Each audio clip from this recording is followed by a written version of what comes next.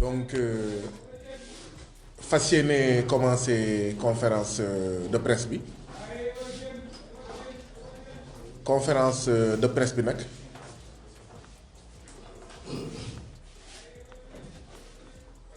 ñi nga xam ne ñoo ko waroon fekkee ñoo ko waroon animé mooy collectif Dougar Ouest di Synpics bu Excaf Télécom muy les ex-travailleurs de Transplast muy les ex-travailleurs de Simelec, le collectif des enseignants pour l'habitat social ak le collectif pour la défense des intérêts de Podor ak ñun ñi waa FRAPP. Collectif pour la défense des intérêts de Podor ñoom mujjeewuñu ñëw ndaxte dañoo am seen benn maam mu tudd Lamine Ba koo xam ne waajuram bu góor dafa génn àddina ñuy ñaan suuf woyof ci kawam ñuy ñaan yàlla xaree ko aljana te saraxam yàgg ci loxo ñi nga xam ne ñoom la fi bàyyi. Donc loolu moo tax suñu mbokk collectif pour la défense des intérêts de Podor nekkuñu fi waaye doonte nekkuñu fi ci ñoom la ñuy commencer ñu waxal leen. Collectif pour la défense des intérêts de Podor fii lañ leen recevoir woon ci màkkaanu FRAPP bokkoon na ci li nga xam ne moom lañ doon joytu ñu ne hôpitalu Ndioum moom mooy hôpital département bu Podor amatul scanner. Xam ngeen ne scanner jumtuwaay bu am solo la boo xam ne waa kër docteur dañ koy jëfandikoo ci yenn feebar yi ngir gën a mun xam lan moo dal doomu aadama bi. Donc c'est un matériel d'aide au diagnostic. Maanaam boo ko amulee scanner bu amulee ci hôpital am na loo xam ne doo ko mën a xam bu baax a baax ci nit ki nga xam ne mu ngi jàmbat doo ko sax gis. Waaw nit ki mun na ñëw nga xool ko nga ne ko gisuma dara fekk ne amoo scanner. Jàpp leen ne saa yi bu ñu demee ci kër docteur waa ji xool ne gisuma dara c'est que ñun dañoo manqué le yenn jumtuwaay yi. Donc bi loolu amee ñu waxoon waa collectif pour la défense des intérêts de Podor dinañ xool naka li ñuy defee conférence de presse ak manifestation ndaxte ñàkkum scanner boobu jeexital bi mu am ci waa Podor mooy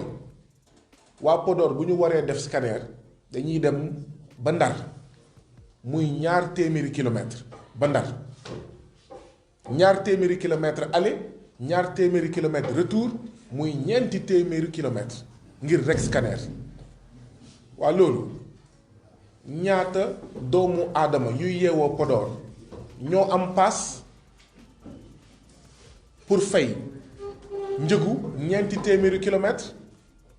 ñi nekk ci ginnaaw bu ñu mënee wàññi seen baat dina ci baax. ñaata ci ñi yeewoo Podor bés bu nekk ñoo am njëgu 400 maanaam kilomètres paas. loolu moo taxoon ñu ne woon ñun FRAPP dinañ xool naka la ñuy defee conférence de presse ak doomu Podor waaye itam xool sax naka la ñuy defee manifestation ci buntu ministère de la santé. ba tey jii nii ñu ngi ci loolu waaye ñu ne woon itam loolu rek doyul comme yàlla def na kenn ci ñun député la mu tudd Guy Marius Sagna mbir mi dinañ interpeller gouvernement du Sénégal noonu la ñu bindee ministre de la santé muy docteur Xemes ñuy profité ci conférence de presse bi di ko jaale borom këram bi nga xam ne wàññeeku na fan yële paase. Di ñaan yàlla suuf woyof ci kawam yàlla xaree ko aljana yu gën a kawe waaw yàlla may ko moom ak njaboot moom soxna si ak njaboot bi mu fi bàyyi yàlla teg si loxo bu baax a baax. ñu bind docteur Xemes ne ko ah waa Podor département lëmm amuñu scanner ñu war a dem ba Ndar beneen département 200 kilomètres aller 200 kilomètres retour ne ko lan moo tax amul scanner ak kañ la scanner di am yàlla def ministre de la santé docteur Khemesse mu tontuñu li ñu tontu mooy ci gàttal nee na lépp lu ñu war a def nañ ko ngir scanner boobu am et que war nañ compter juróom benn weer bu dee juumuma wala juróom-ñetti weer fii ak scanner bi di ñëw foofu ca Podor bi ñu compter ñi nekk ci ginnaaw téléphone la ñuy wax wala dañuy waxtaan seen biir non bu waxee ci ginnaaw fii laay wax wala foofu la ok xaw ma ñan ñooy wax mais bon nañu tas conférence de presse bi ñu waxtaan après xëy na ñu continuer conférence de presse bi bi ñu compter bi ñu xaymawee ñu gis ne scanneru Podor mu ngi war a egsi septembre 2023 nañu jàpp doomu Podor yi nga xam ne ñu ngi seetaan di ñu dégg ne ñun député bi ñu waxee gouvernement bi laaj ko ne ko du dëgg du yoon département lëmm amul scanner dañoo bëgg a xam nag scanner boobu kañ lay ñëw li ñu tontu ci tënk mooy septembre 2023 donc ñu ngi jamono ji mai juin juillet août septembre fii ak ñeenti weer scanner Podor bi dina mën a maanaam dina nekk Podor donc ginnaaw bu ñun député dafay liggéey boobu la ca des mooy xëy na askan wi xool surveiller ndax septembre scanner dina fa ñëw septembre bu jotee scanner ñëwu fa waa Podor ñun ñu ngi leen di tàllal loxo ànd ak ñoom ngir fexe ba scanner ñëw fa ndaxte ñun dañoo laajte ñu ne ñu septembre 2023 scanner bi dina fa ñëw septembre 2023 nag waa Podor bu ñu jotulee seen scanner coow dina am ci réew mi coow dina am ci dëkk bi ndaxte mënuñu seetaan donte man kenn faluma département bu Podor am na ay député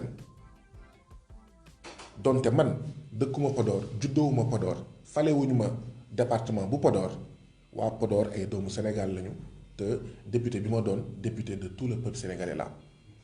FRAPP mi nga xam ne ci màkkaanam la ñu nekk FRAPP li muy xeex ci lu ñeent fukki li laal askanu ñeent fukki département ak juróom-benn ya fa nekk fi may daanelee ci mbiru Podor mooy rek ci benn tomb madame la ministre de la santé dañu ne scanner bi nga xam ne moom la Podor war a am mais scanner 32 barrettes la de marque Fujifilm scanner 32 barrettes marque bi ni mu amee téléphone ay marque Nokia ak xawma ak ñoom seen ay Alcatel noonu la amee ay marque ci scanner donc scanner bi Podor war a jot scanner 32 barrettes la marque bi Fujifilm waaye li ci gën a am solo ñaareel bi ci gën a am solo moo di ne madame la ministre de la santé daf ñu wax ne scanner boobu coopération japonaise ci ndimbalu coopération japonaise la ñuy amee scanner boobu muy waa JICA muy agence japonaise de coopération internationale JICA xam ngeen loolu lu muy tekki mooy ñun Sénégal suñu xaalis motul waaw yeneen réew yi dañuy jàppale pour am ay salle de classe pour am ay cases ak ay postes de santé waaw dañuy jàppale sax ci fay yenn sage-femme ak yenn infirmiers yi dañuy jàppale itam pour ñu am scanner fekk boobu am na ay ministres yu sàcc xaalisu mbas mi ngeen foog ne yoon la fekk ne juróom-ñeenti weer a ngi maa ngi koy wax juróom-ñeenti weer a ngi président assemblée nationale nee na kenn du contrôler xaalisu assemblée nationale jàpp ngeen ne réew moo xam ne dañ koy may scanner assemblée nationale ñu jox ko askan wi jox ko ay milliards pour mu doxal ko pour mu waxal ko pour mu xoolal ko ay jafe-jafeem président assemblée nationale ça fait 9 mois nee na kenn du contrôler budget assemblée nationale man maay premier vice-président mais commission mais contrôle et comptabilité et contrôle du budget de l'assemblée nationale maanaam da ngeen di gis ci association yi ñuy dégg da ngeen di dégg ñu naan ñii ñooy commissaire au compte donc bu yóbboo ngeen jàpp ne lu ñuy woowee ci biir assemblée nationale commission comptabilité et contrôle de l' assemblée nationale ñoom ñooy commissaire au compte assemblée nationale ñoom ñooy alkaati xaalis bu ma ko doon faram-fàcce ci wolof commissaire au compte mooy alkaati xaalis man maay premier vice président président bi nag mu ngi bokk APR juróom-ñeenti weer ginnaaw bi ñu taxawalee commission boobu musul daje lu tax musul daje parce que bëgguñu ñuy seetantal xaalisu assemblée nationale bi fan lay dugg ñu ciy mayee suukaru koor wax naa ko ba sonn ñu ciy mayee billet màkk ak billet rom wax naa ko ba sonn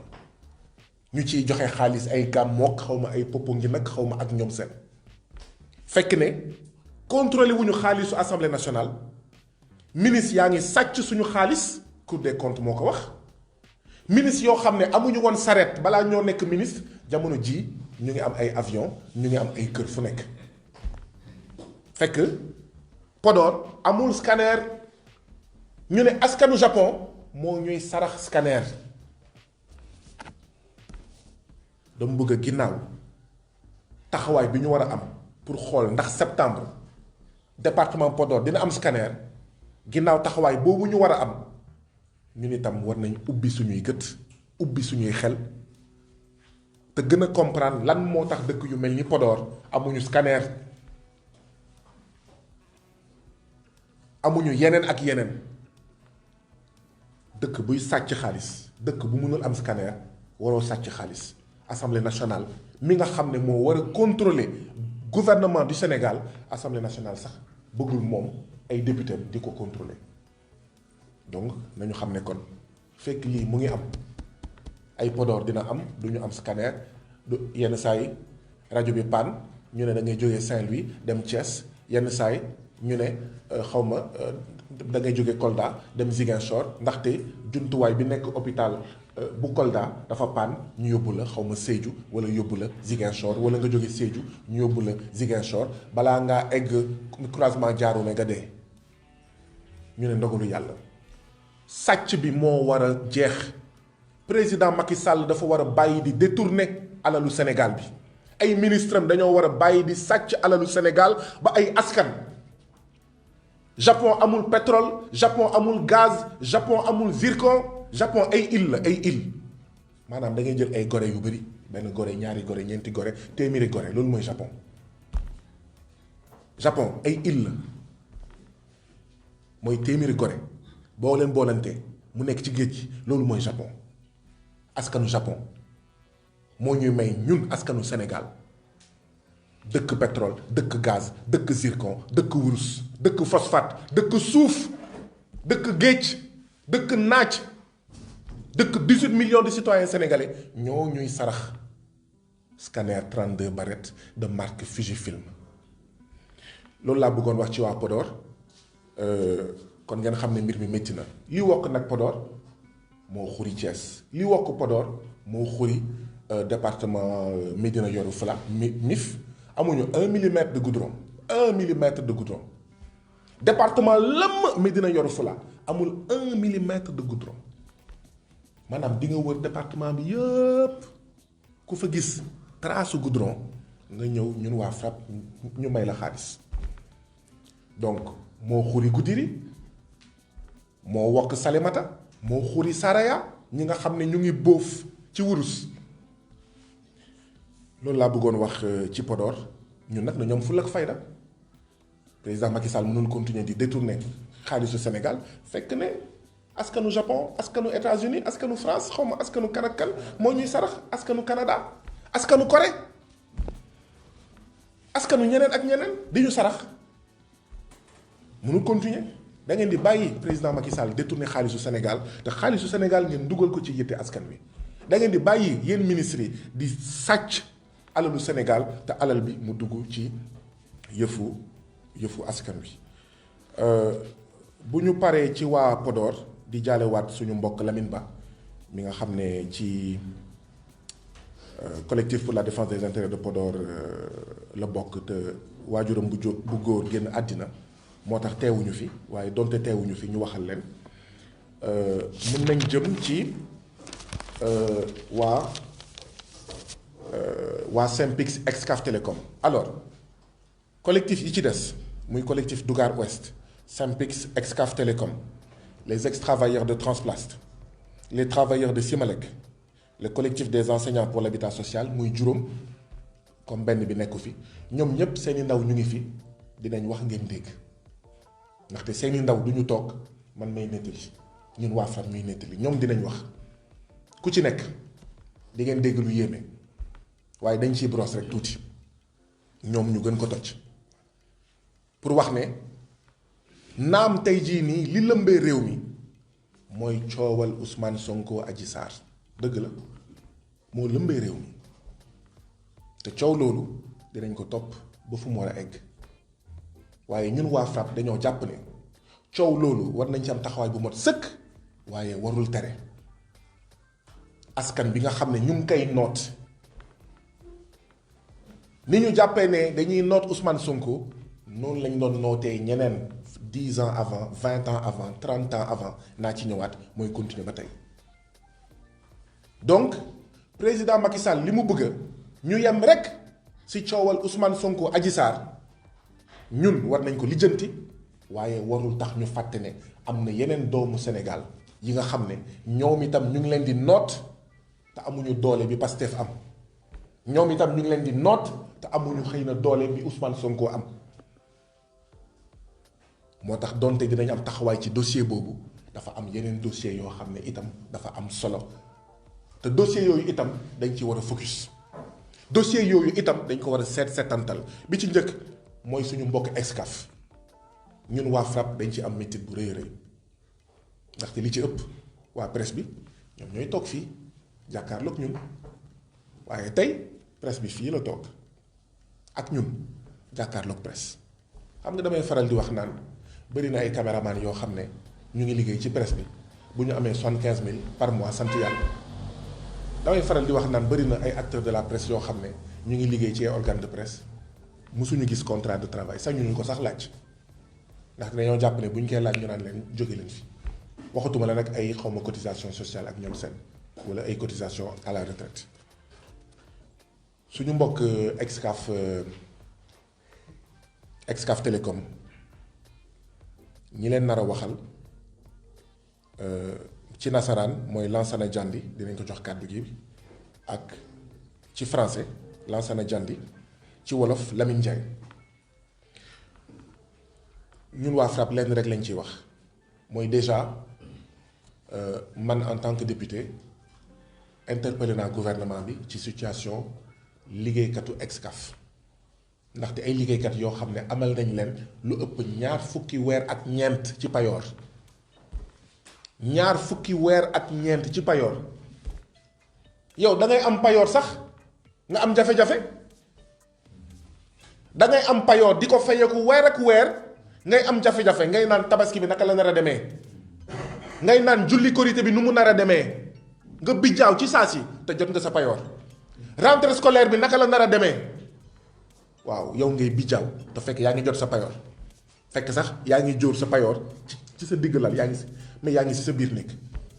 facture courant di la bëgg a rey paas di la bëgg a rey dépense bi di la bëgg a rey ak yeneen luwaas bi ñoom ñaar fukki weer ak ñeent ñuy ay journalistes ñuy ni yéen ñuy ay acteurs de la presse ni yéen ñuy ay travailleurs organes de presse ni yéen ñaar fukki weer ak ñeent kenn fayu leen ñun nag waa FRAPP mënuñu ñàkk ñaawlu loolu mënuñu ñàkk mettitlu loolu ñun waa FRAPP ñu ngi naxarlu lii dal seeni mbokk suñuy mbokk liggéeykatu Excaf Télécom ndax si dolli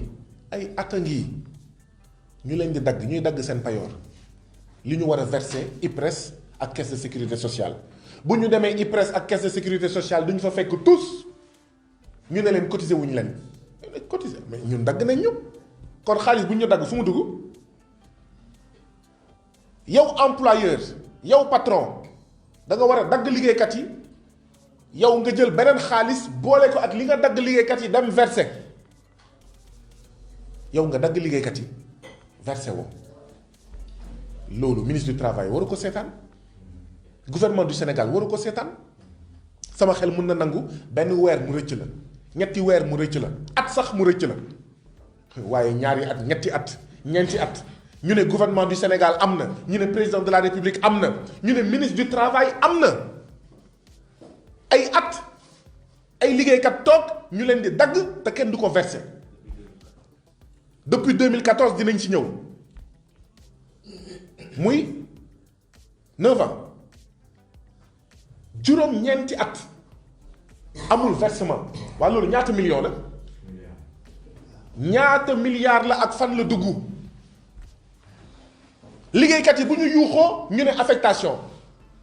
li ci gën a métti mooy ñu affecté la foo xam ne rajo amu fa télé amu fa maanaam yow homme de média ñu bëgg la affecté foo xam ne ay mur rek moo fa am te boo moytul sax mur yooyu dina daanu sa kaw dinañ ci ñëw ay sindax ak ay picc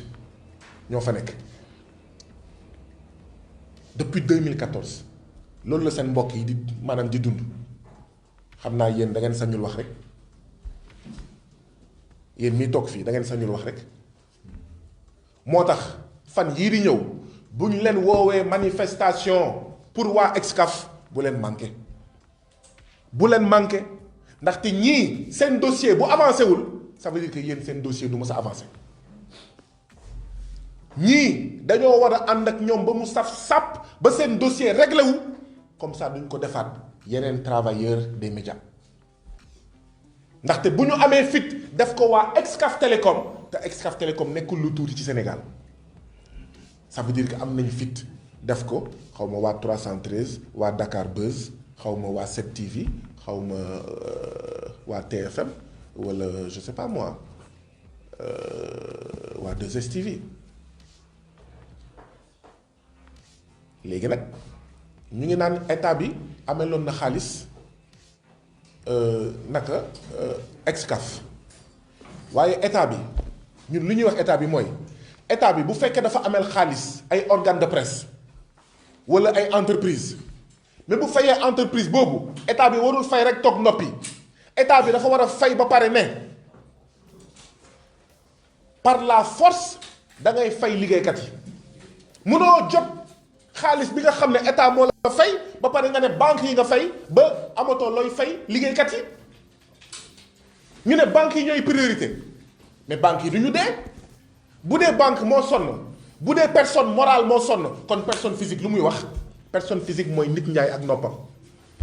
personne morale mooy entreprise maanaam du nit njaay ak noppam bu dee banque ak i moyen wam moo mun sonn ba muy prioritaire kon nit njaay ak sonn damm na tàyyi na sonn na moo tax ñu wax état dégg nañ ne yow état du Sénégal yow président Macky Sall yow gouvernement du Sénégal da nga amee xaalis Excaf Télécom for nañ ci weewu bëy sax ñenn ñi naan xëy na mot na 7 milliards wala 8 milliards léegi yow état du Sénégal dañoo bëgg a xam amel nga xaalis Excaf waaw am déet boo ko amelee xaalis amel nga ko 7 wala 8 milliards am déet bu dee fay nga ko ba pare nga wax ñu ko comme ça ñun ñu mën a comprendre lan moo tax liggéeykatu Excaf 24 mois lu ëpp ñaar fukki weer ak ñenn jotuñu xaalis yenn saa yi nag waa état bi dañuy lëkkaloo ak patron yi patron am man état fay naa la waaye bu ko wax man du ma ko wax xëy na sax ci xaalis bi ma lay fay boo bëggee xaalis bi gaaw a génn ndaxte état bi ñëpp la amel bor boo bëggee xaalis bi gaaw a génn ñu ne léegi ci 8 milliards yi ma la amel man état boo ma si joxee 1 milliard d'accord sa dossier gaaw a génn gis ngeen léegi ñu commencé alamande nag pour téléphone yi nañu waxante dëgg léegi ñu commencé alamande may mun a jëlal les noms des bavards téléphone bu sonné nga jël tur balaa ñoo fay génn xam naa ni danañ am xaalis bu doy pour jox ko suñu mbokk Excaf yi mais nañu waxante dëgg loolu dëgg du yoon corruption moo fi am ba même état buy fay bor day naan boo bëggee sa xaalis gaaw a génn waaw loo mu mun jox loo mu si mën a jox mais yow du sa xaalis donc d'accord ñu tey d'accord ñu ëllëg ñu amel xaalis les travailleurs de Excaf ñun nag li ñu waroon def nañ ko balaa ñoo toog fii tey dañoo bind le patron de Excaf balaa ñoo interpeller gouvernement du Sénégal man dama bind patron wu Excaf ne ko dégg naa ne da nga ameel sa liggéeykat xaalis bëgg nañ nag toog ak yow pour xool loolu naka lañ ko mën a régler mu ne ma non amul problème état du Sénégal amel na ma xaalis te foog naa ni ci weeru mai bii dinañ ko régler ñun waa FRAPP ñu wax ko liggéeykatu Excaf ne leen nag yéenay décider waaye mois de mai bi yàggul mais teguñu sax semaine ñu dàq kii di Lansana Diandy bi nga xam ne mooy secrétaire général madame Synpics ñun nag suñu xel jaxasoo ñun ñu bëggoon def médiation diggante patron bi ak liggéeykat Excaf ba tax na ñun bi ñu yigéey ñoom seen jafe-jafe waxuñu ko fenn waxuñu ko Facebook interpellé wuñu gouvernement dañoo woo ki nga xam ne mooy monsieur Diagne jiite Excaf mu ne ñu na seen xel dal gouvernement du Sénégal amel na ma xaalis te ñu ngi baral mbir mi pour ci weeru mai bii ñu régler ko balaa ñu naan xaw ma suba wala gannaaw suba ñu dàq ki nga xam ne mooy secrétaire général bi loolu kay mooy ay wax yu waroo bu boobaa ñun amatuñu kóolute ci patron ki nga xam ne mooy Excaf ndaxte boo dàq yow boo dalalee suñu xel ba pare nga dàq ça veut dire que yow bëggoo coow ndaxte ñun dañoo ne yow patron Excaf na nga jiital na nga fullal na nga jëmmal waxtaan donc loolu mooy wax ci waa Excaf liggéeykat yi sonn nañ ba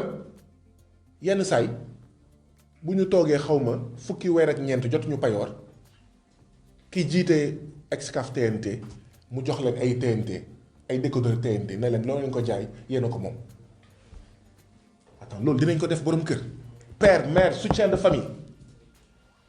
plus de 24 mois fayoo ko nga koy jox ay décodeur TNT naan ko dama jaay ko loo ci am waaw mën nga yóbbu sa kër mais y a un problème état bi toog di seetaan lii mooy état bi il est complice man nag fi may daanelee ci dossier boobu mooy d'accord ñu ak li ñu dakk Lansana Diandy ñu ngi interpeller Synpics au niveau national ñu ngi leen di interpeller yéen yéen bu ngeen deful gatsa pour les acteurs de presse gars yi dinañ leen boof lekk leen de seeñu leen mais da ngeen di def gatsa pour yéen itam pour seeni intérêt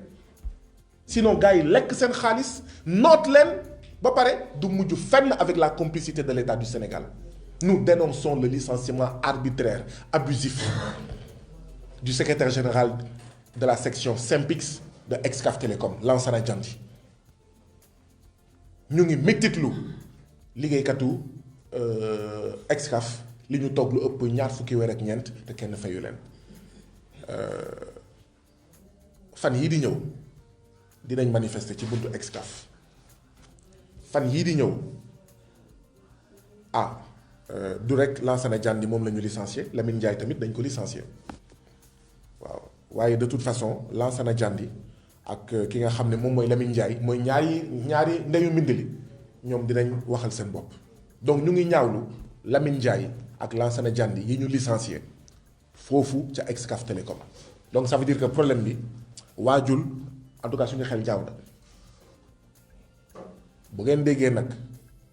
déposé nañ lettre pour manifester buntu Excaf bu mu leen jaaxal bu ngeen déggee fan yii di ñëw ñu ngi manifester avec tous les collectifs pas yii rek collectif yi FRAPP di liggéeyal war na romb ñeent fukk defe naa ne que jot na ñun ñëpp ñu def benn sañ ku ci nekk indi sa yuuxu ak sa pancarte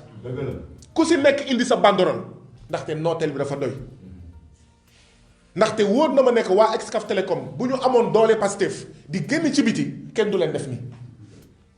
ak ñeneen maa ngi siy ñëwaat waa Excaf Télécom les travailleurs vous avez tout notre soutien toute notre solidarité mbir mi nag jeexagul manifestation ñu nga fa takk fa rip lu ngeen def ñu nga fa bu ngeen yéexee sax ñun ñu woo leen réunion ñu xool ñun ñëpp collectif d'ailleurs lu tax ñu boole ay collectif ñu def tey conférence de presse c'est pour déjà vous donner un signal pour ñu joxante loxo ñun ñi nekk fii ak ñeneen ñi nga xam ne ñu ngi liggéey ak ñoom Dougar Ouest waa Dougar Ouest ñu ngi fii Issa Cissé moo leen fi toogal dina leen wax lu fa dal. waa Dougar Ouest mu ngi nekk ci commune Diamniadio dañoo jënd ay terrain ay atum 2017 ñu tabax ñu toog juróomi at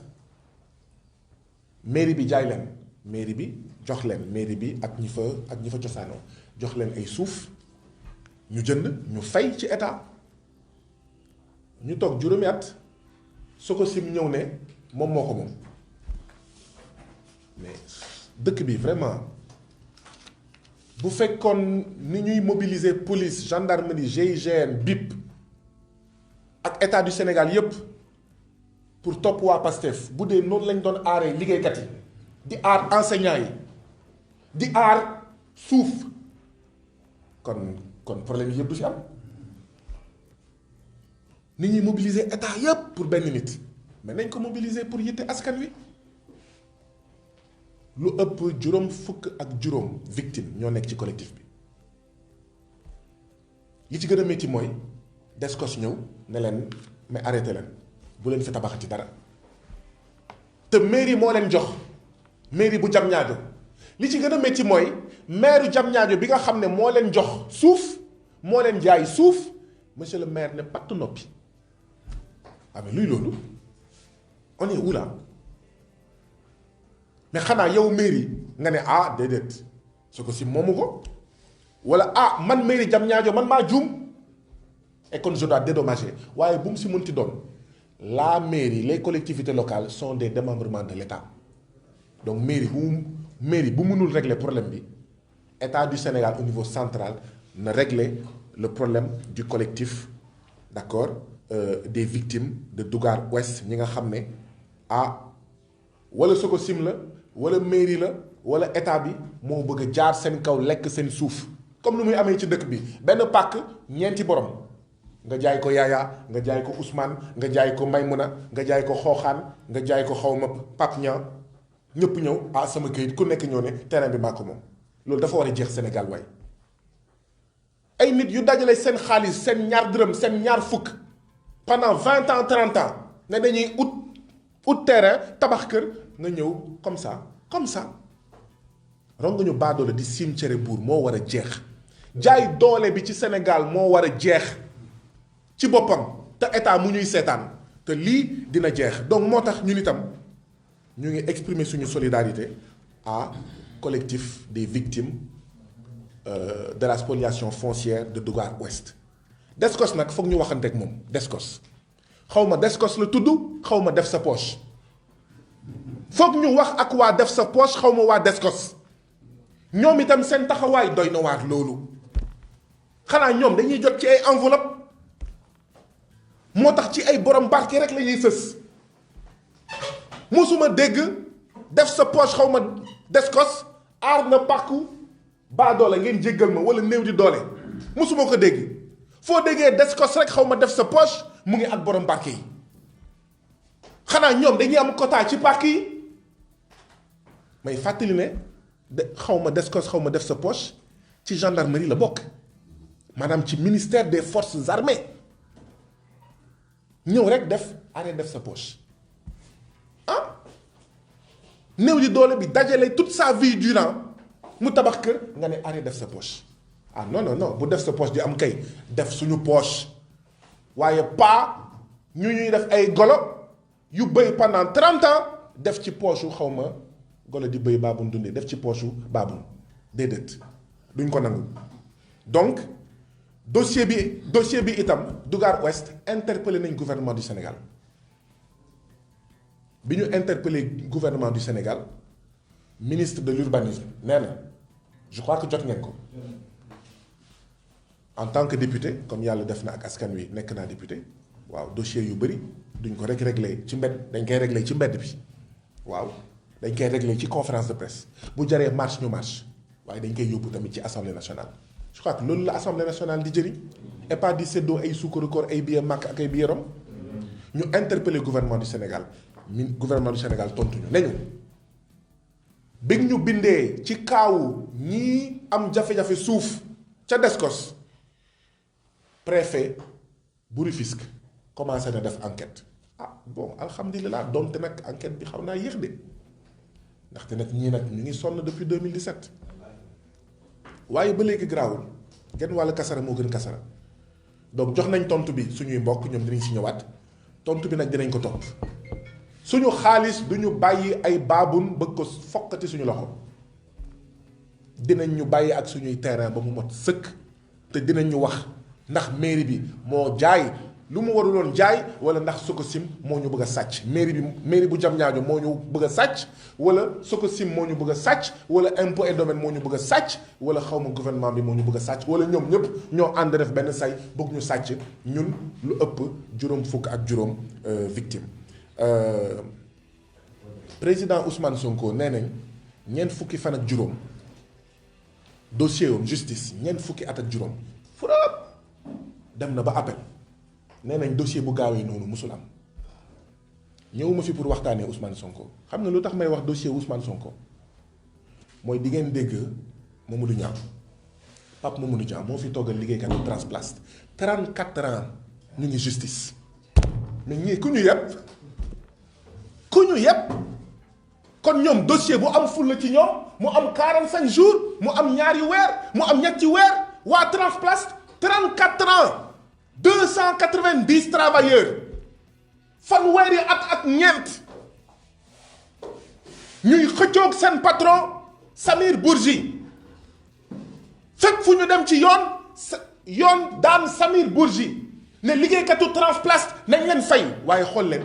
kenn mësul gis ci Sénégal ana alalu Samir Bourgi te mu ngeek alal bu bëree waaye yow gendarmerie police BIP GIGN état doo ko mobiliser pour mu loqati génnee alalu Samir Bourgi pour ñu fay père mère soutien de famille ñu bëri dee nañ ñu bëri dof nañ ñu bëri seen kër tas na ñu bëri seen jàng doom yàqu na seen sëy tas nañu ñenn ñi ñu ngi hôpital Fann wala dalal xel 290 travailleurs ñenn ñi jiitu nañu fas suñu borom léegi lan mooy calcul bi c'est quoi le plan mooy non na affaire bi jël 50 ans ñoom ñëpp dinañ dee bu ñu deewee kenn dootuñu laajte mais lii ba kañ 34 ans fanweeri ak ñeent ñu ngi dang-dang ci justice. wallaahi loolu mooy état du Sénégal dossier Transplast yittelu ko wala dafa lëkkaloo def benn say ak Samir Bourgi ndaxte peut-être Samir Bourgi peut-être bokk na ci ñiy financé campagne APR. non lii duñ ko seetaan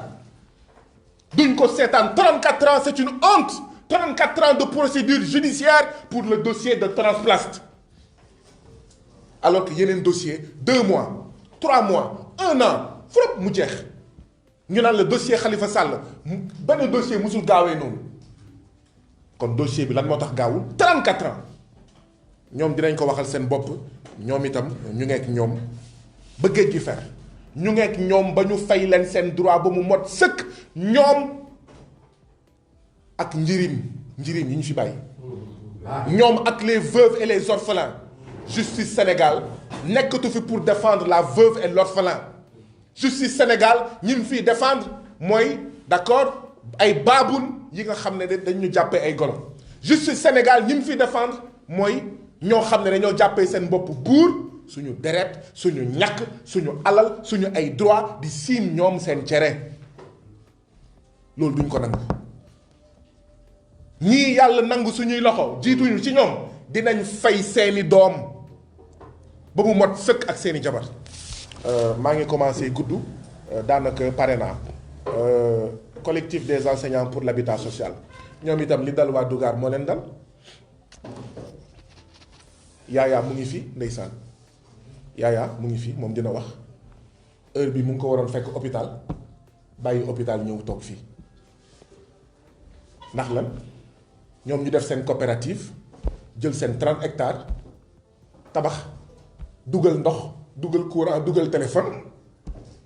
benn samba booy jóge fële wóor na ma nekk prête-nom la benn samba booy jóge fële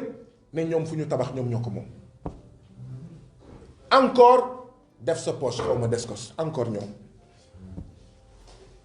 ba pare li ci gën a métti ñu leen di yónnee ay nervi kon nervi yi yàgg na de nervi yi du tey la commencé de nervi yi am na ñeneen du sama classe yi rek la ñuy nervi de askan wi ñu ngi leen di nervi fekk ñoom yàlla dafa def ñoom xëy na siwuñu man ni ma siwee moo tax man sama nervi dina siw bu ma demee xaw ma ñaaning ñu jël ay nervi waa APR jël ay nervi dóor ma àddina bi la koy yëg waaye ndekete am na ay enseignants yu ñuy yónnee ay nervi ñu ngi nii dinañ wax collectif des enseignants pour l'habitat social de Tivaouane Peulh Tivaouane Peulh moom xëy na moom mooy la capitale sàccum suuf ci Sénégal mooy la capitale de l'accaparement foncier de la spoliation foncière ay bandits fonciers ay voyous fonciers ay délinquants fonciers waaw te délinquants fonciers yi nag ñu ngi ba ci biir palais présidentiel ñu ngi ba ci biir en fait primature ci justice bi sax da ngay dem police ñoom ñoo la fa jiitu ñu ne commissaire bi xëy na am nga ñaari pàkk ñoom ñu dem police mais police fay leen bakkan nga ne waa lu xew nga dem gendarme ba ñu fay la bakkan parce que xëy na foofu itam nee nañ am juróomi pàkk nga dem tribunal yéexal la ko yéex boo xam ne nga ne waa lu xew fekk ne xëy na dem nañ tribunal ne la am 10 pàkk nga dem ci kilifa diine bi mais non naa ko gérer fekk ne moom turam mu ngi ci ngeen jéggal ma ci wax ji du kilifa diine yëpp du juge yëpp du policier yëpp du gendarme yëpp waaye affaire bi dëgër këng donc ñoom itam dinañ wax seen wax fi may daanale rek mooy waa Simalek société industrielle du matériel électrique Simalek entreprise boobu da doon defar weer bu nekk juróom benn junni compteur électrique ñu ne Afrique am na lu ëpp juróom fukki réew yuy defar compteur maanaam ci Afrique motul fukk Sénégal ci la bokkoon entreprise boobu daal gars yi lekk nañ ko sàcc nañ ko liggéeykat yi torox nag ñu ngi fii dinañ waxal seen mbokk Ablaye Sow mooy seen porte-parole dina wax compteur bu nekk ñu ngi ko doon jaayee 16000 francs seet leen rek 6000 compteurs par mois nga koy jaay 16000 francs par compteur li ñuy fay ci payoor liggéeykat yi matul 6 millions defe naa 6000 compteurs fois 16000 ça fait plus de 90 millions 90 millions yooyu payooru liggéeykat yi matul 6 millions dinañ leen wax ñoom ñaata weer a ngi kenn fayu leen ñu ngi interpeller la Sénélec ndaxte Sénélec am na ci 34%. ñu ngi interpeller la ministre de l'énergie et du pétrole ci liggéeykat yi ci situation ñi mbokk yi maa ngi jox kàddu gi ki nga xam ne d'accord mais kan moo ci kan la waaw donc suñu mbokk LD Debout yi ñu ngi fii teew dañoo xaw a tardé donc xam naa ne ñoom itam après dinañ bu ñu bëggee kàddu gi dinañ ko sànni fekk ñu déglu en fait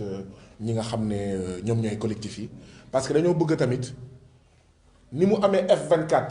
contre la troisième candidature mais ñu def ñii itam suñu xawma lan 24 pour les préoccupations des populations ni mu amee F24 pour ñu bañ a liquider ay candidats de l'opposition mais ñun itam dañu def suñu kuréel pour ñun suñu ay droit ñu bañ ko perdre ñu yaatal ko ni opposition bi ak xawma ñan di mobiliser woo pour élection yi jaar yoon ñun itam ñu mobiliser wu def benn say pour les préoccupations des travailleurs des paysans des Sénégalais en général donc jërëjëf suñu mbokk LD Debout bi fi nekk ñu jox kàddu gi ki nga xam ne moom a gën a jege Issa Cissé waaw Issa Cissé da ngay jóg foofu suñu mbokk Issa Cissé am na juróomi minute pour tënkal ñu li nga xam ne moom moo xew fële ca Dougar c'est ça oui ca Dougar muy commune Diamniadio Issa Cissé bismillah. waaw Issa Cissé laa tudd maa ngi dëkk. waxal bu baax Issa xanaa ndekki woo. Issa Cissé laa tudd maa ngi dëkk Dougar Ouest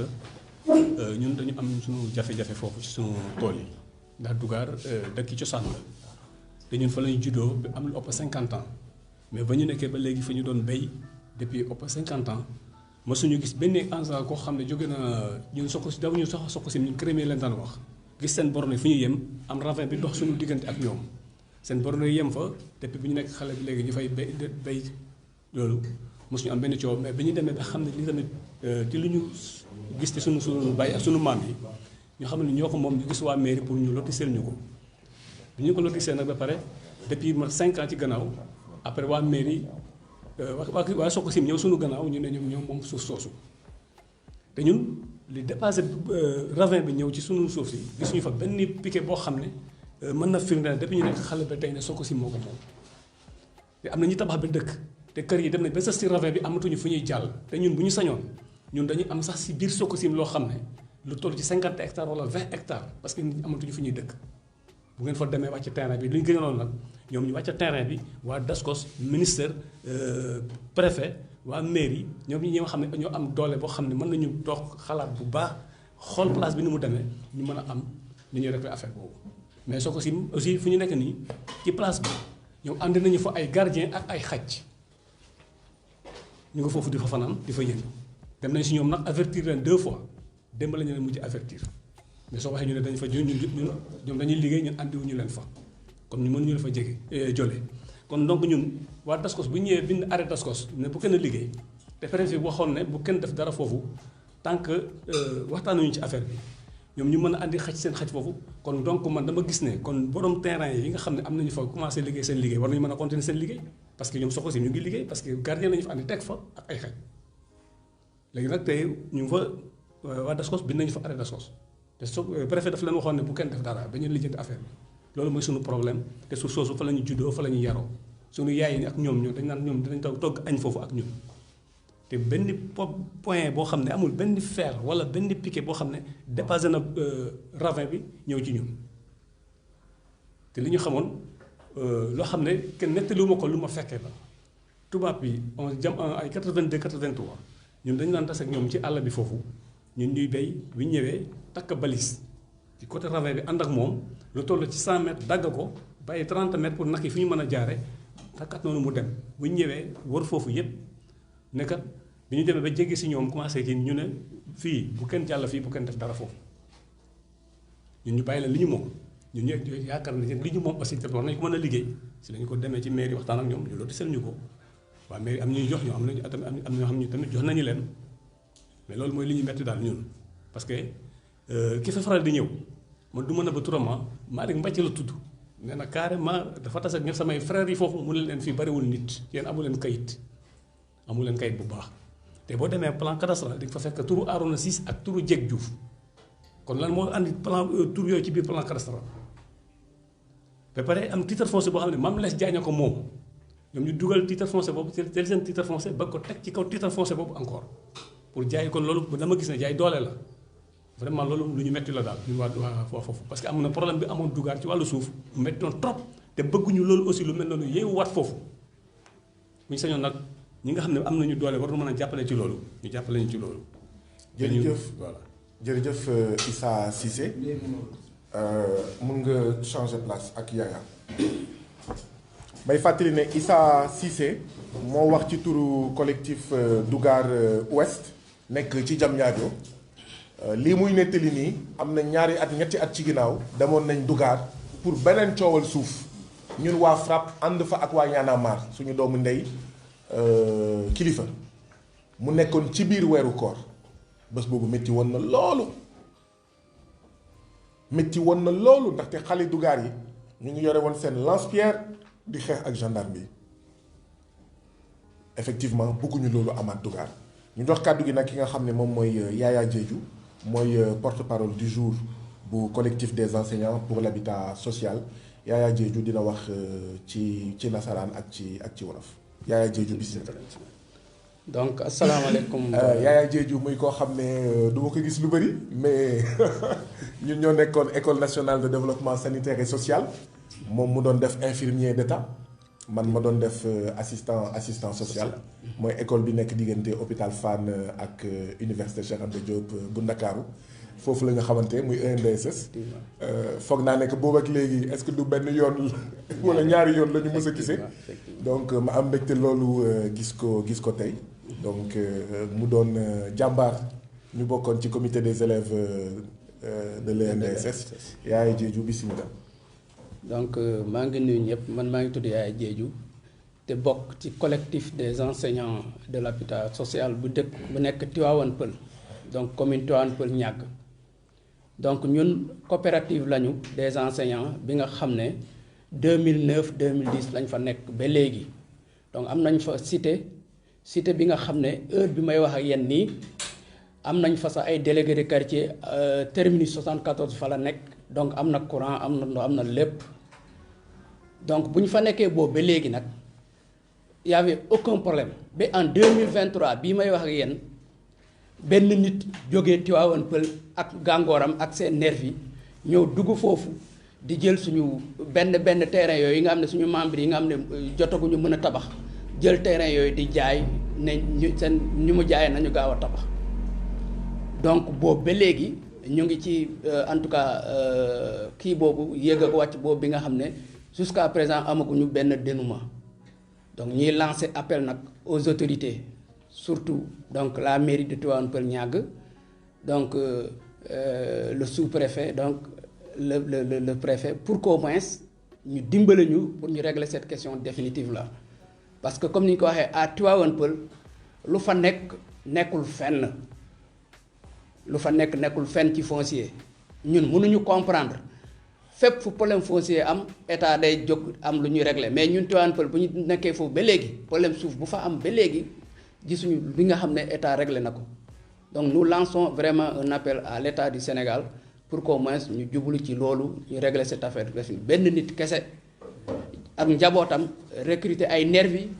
dugg foofu di ñu jaay doole jël suñu terrain yi jaay suñu fondation yi di def naka su dul noonu te kenn mënu ci dara donc loolu nag bëgg nañu vraiment loolu mu dakk moo tax ñu ñëw bis ki tey donc dénoncer loolu pour ñu xam ne aussi ñun on est là te loolu bu ñu ko nangul kenn donc je peux pas nangul. Tu peux le dire en français. Voilà donc je suis donc le président du collectif des enseignants de l'habitat social 6 Tivaouane Peulh donc la commune de Tivaouane Peulh Niaga donc nous sommes une coopérative d'enseignants qui donc depuis 2009 a acquis donc des terrains à Tivaouane Peulh et nos membres ont habité donc presque la cité est occupée à 98%. Donc au sein de la cité nous avons des délégués de quartier, nous avons l'électricité, nous avons l'eau, nous avons même le terminus de Tata 74 numéro 74. Donc nous sommes donc depuis 2009 jusqu'à aujourd'hui il n'y a aucun problème jusqu'en 2023 une personne venant de Tivaouane Peulh avec sa famille et ses nervis donc venir spolier vraiment nos terrains. Donc il entre dans la cité, vend donc le restant des terrains yi nga xam ne ce sont ces terrains dont les membres n'ont pas pu construire jusqu'à présent parce que vous savez c'est pas tout le monde qui peut construire en même temps. Donc le sieur là, donc cette personne donc entre dans la cité et vend ses terrains. Donc nous avons fait un premier point de presse. Jusqu'à présent, nous n'avons aucune réaction de la part des autorités. Donc maintenant, encore, nous sommes revenus une deuxième fois pour faire une seconde dénonciation et nous lançons un appel aux autorités donc, locales, d'autant plus que donc, le foncier, c'est une compétence transférée. À défaut de ça, donc, nous lançons au gouvernement du Sénégal vraiment de nous venir en aide pour régler cette question-là définitivement. Jërëjëf Yaya Diédhiou, il faut changer la permuter avec le ñu jox kàddu gi léegi Pape Mamadou Niang Pape Mamadou Niang moom mooy waxal liggéeykatu Transplast donc man defe naa wolof laa wax sànq xëy na ñoom ñëpp bu ñu parewee mun na am ma wax ci nasaraan donc Pape Mamadou Niang mooy porte-parole les travailleurs de Transplast yi ma doon wax sànq nga xam ne fanweeri at ak ñeent ñu ngi dang-dangi ci justice bi Pape Mamadou Niang bismillah. Merci honorable salaamaaleykum maa ngi nuyu ñëpp seen tur ak seen sant man Pape Mamadou Niang laa tudd maa ngi yore kaddu 200 téeméer ak juróom-ñeent fukk ak ñaari liggéeykatu Transplast yi nga xam ni depuis le 31 juillet 1989 Samir Bourgi liggéeyloo ba mu neex mu dàq leen ñoom ñëpp ñu ne nag Sénégal kët ñu jàppoon ni Sénégal kët dëkku yoon la ñu dem tribunal ñu ne am ngeen dëgg ci moom ñu ne ah kon nag nañ leen a jéem a exécuter suñu décision de justice ndekete avant que ñuy décider di wut di xalaate di exécuter décision de justice bi Samir Bourgi sàcc na alal sàcc na matériel ba patrimoine ba jaay ko Mali ak Guinée te xam na ñépp xam nañ ni patrimoine moom mooy gazu droit travailleur en cas de problème xanaa loolu rek doyoon nañu jàpp Samir Bourgi tëj ko mais defuñu ko dañ ko bàyyi ñu ne ah nañ leen wuti leneen li mooy lan nañ leen ko attaqué moom en tant que personne physique ñu entamé benn procédure civile avant loolu sax liquidateur juge dañ ko placé en liquidation judiciaire le juge commissaire condamné ko ni ko da nga war a fay travailleur ay indemnité parce que da ngaa luubal matériel bi luubal lépp ah créer say problème pour bañ leen a fay seen àq ak seen yelleef mais bi ñu demee di ko topp war nañ ci ñaar fukki banque ak juróom fii ci Dakar ak Sénégal amul benn tur bu ci Samir Bourgi nekk donc alalam fan la koy dugal xanaa ci paradis fiscaux yi la koy denc xawma ci dara mais en tout cas kenn mënul gis foo xam fii tur Samir Bourgi dana fa nekk ñu ne ah na leen këram ma ngi fi bi ñu demee këram xam na la ñuy wax kër ga mu dëkk 40 ans moomu ko benn société bu ñuy wax la SCI moo ko moom dinaa ci ñëw parce que am na révélation yu am solo yu ma ciy def donc kër googu moomu ko ñu ne mobilier xanaa la lal ba muy tëdd ak armoire beeg télé yooyu moo ko moom xanaa ñu attaqué ko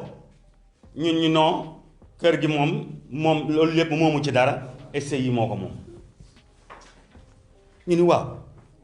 xanaa am na état de droit réel maanaam terrain wala dara ci région de Dakar ñu dem ci domaine yépp foo dem ñu ne la amu fi dara amul benn état de droit réel bu mu am oto yi muy dawal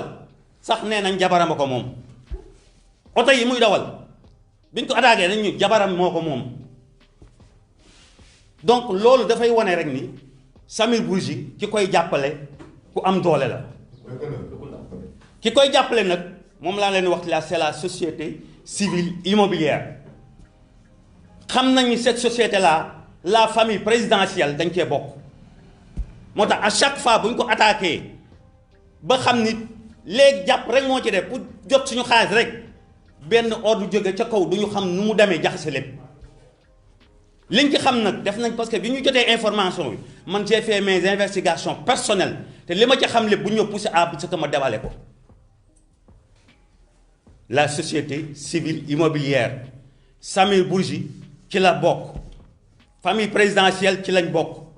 bu ñu demee bay bëgg a jot suñu xaalis mooy nekk obstacle même conférence bi nga xam ne moom lañ mujj a def fii yaakaar naan ci lañ amee benn piste bu valable te toujours la société civile immobilière dafa nekk mooy les résidences totem bi nekk Mbour ñu am statut entreprise bi yuy wane ni Samir Bourgi am na 50% des parts sociales ñu attaqué ko benn juge parce que moom bi mu yégee ni xam nañ kii boobu dafa damay ñaan main levée maanaam kenn du laal sama kii bu ko kenn laal tribunal parce que yëg nañ ñi da koy bëgg a jaay waaw mais tribunal ni ko ah loolu main levée boobu mënuñu la ko accordeel daal dañuy defal saisie conservatoire mu accordeel ñu ko ñun mais xanaa boo defee saisie conservatoire ci ku bëgg a jot xaalisam bu la ñaanee pour nga defal ko saisie définitive mais xanaa war nga koo may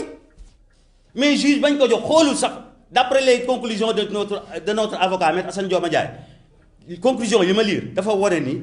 li ñu yóbbu cour d'appel juge ba dafa mel ne liirul sax conclusion yi documents yi ñu ko jox dafa juger rek ci benn pièce donc loolu dafay wane encore ni la justice dafay mooy suñu problème principal ñun les travailleurs de la place parce que 34 ans ay 292 pères de famille nekk fi di galérer Samir Bourgi nekk fii yore ay milliards loolu du dëgg du yoon te dootuñu ko accepter c'est pourquoi dañuy lancer appel au président de la République ni ko la société civile immobilière am boobu mooy suñu problème pour ñu jot suñu xaalis kon boog na jël disposition yépp pour que ñun ñu jot suñu xaalis parce que résidence Totem bii ñu attaqué tey ba nekk cour d'appel am nañu audience finie le 1er juin war nañu jàpp date délibérée et j'espère que le juge dira le droit j'espère bien parce que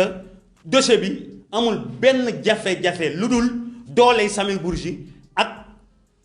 état bu ko jàppale ak justice bu ko jàppale kumba am ndey ak kumba amul ndey ñun ñu juddoo fi suñuy maam juddoo fi suñuy juróom-ñaari maam juddoo fi Samir Bourgi bu jógee Liban bëgg ñoo noot ay sénégalais di ko jàppale état di ko jàppale justice di ko jàppale on ne peut plus l'accepter 34 ans de procédure dans un pays de droit loolu fan la am Mame Mbaye Niang mi daf ñoo gën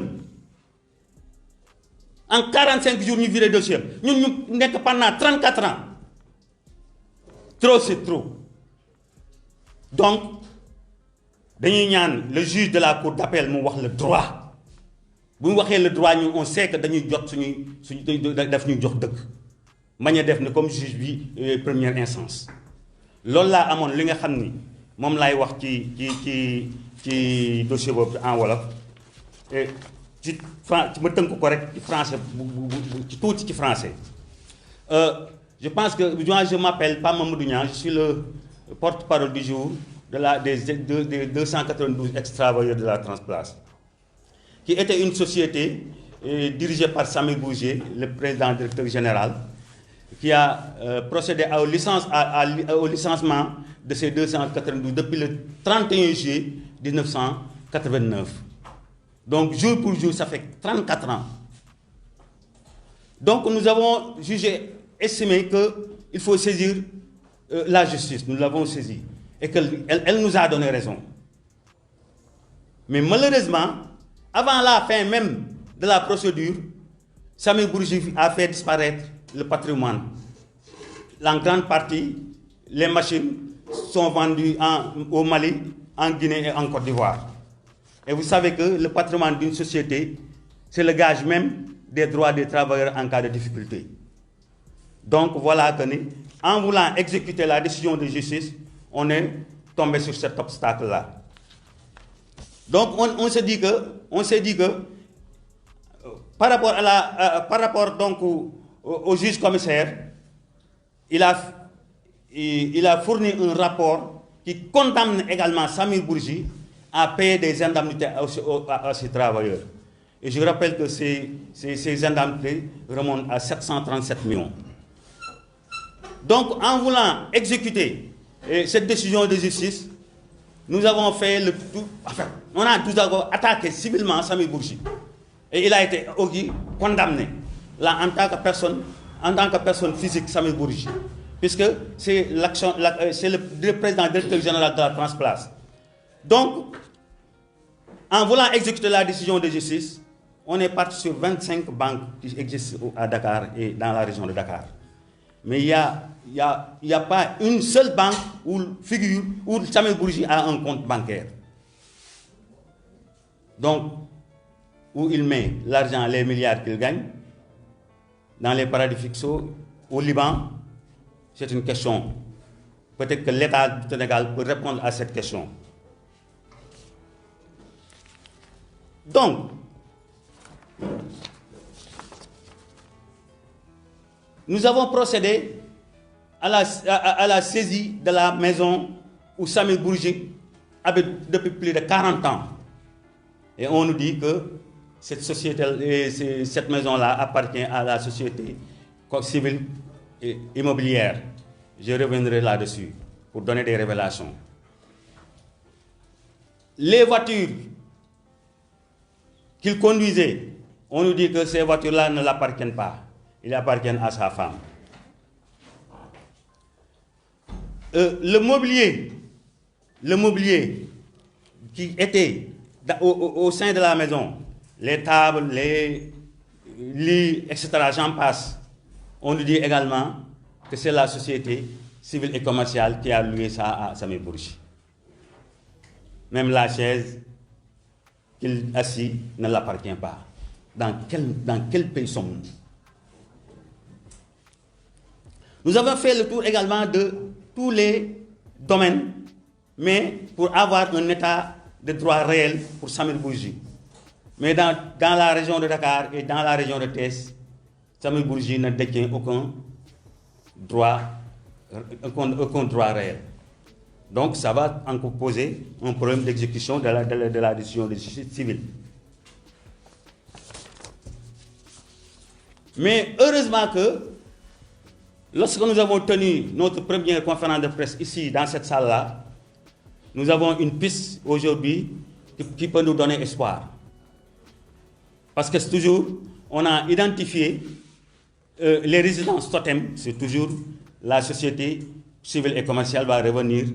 dans ces résidences-là. Nous avons identifié que Samir Bourgi détient les 50%, les 50 parts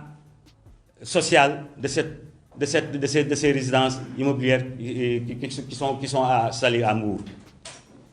Donc, on nous a dit qu'il préparait à vendre ses parts. Et nous avons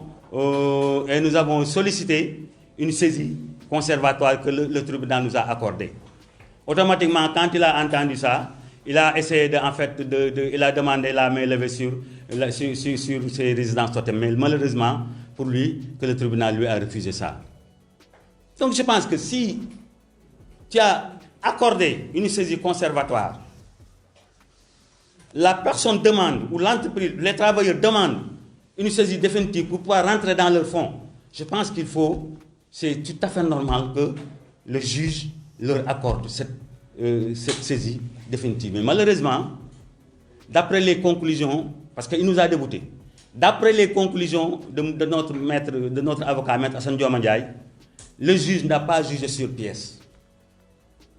On ne sait pas pourquoi. Parce qu'il a regardé une seule pièce et il a jugé à partir de ces pièces, d'après les conclusions de Maître Assane Dioma Ndiaye. Maintenant, le 1er juin, ce sera l'audience définitive. Et que, Inch'Allah, la dernière audience où on va fixer pour délibérer le dossier. Et nous demandons au juge qui gère ce dossier de dire le droit. Et seulement le droit. Parce que nous savons que le dossier ne s'ouvre d'aucune ambiguïté.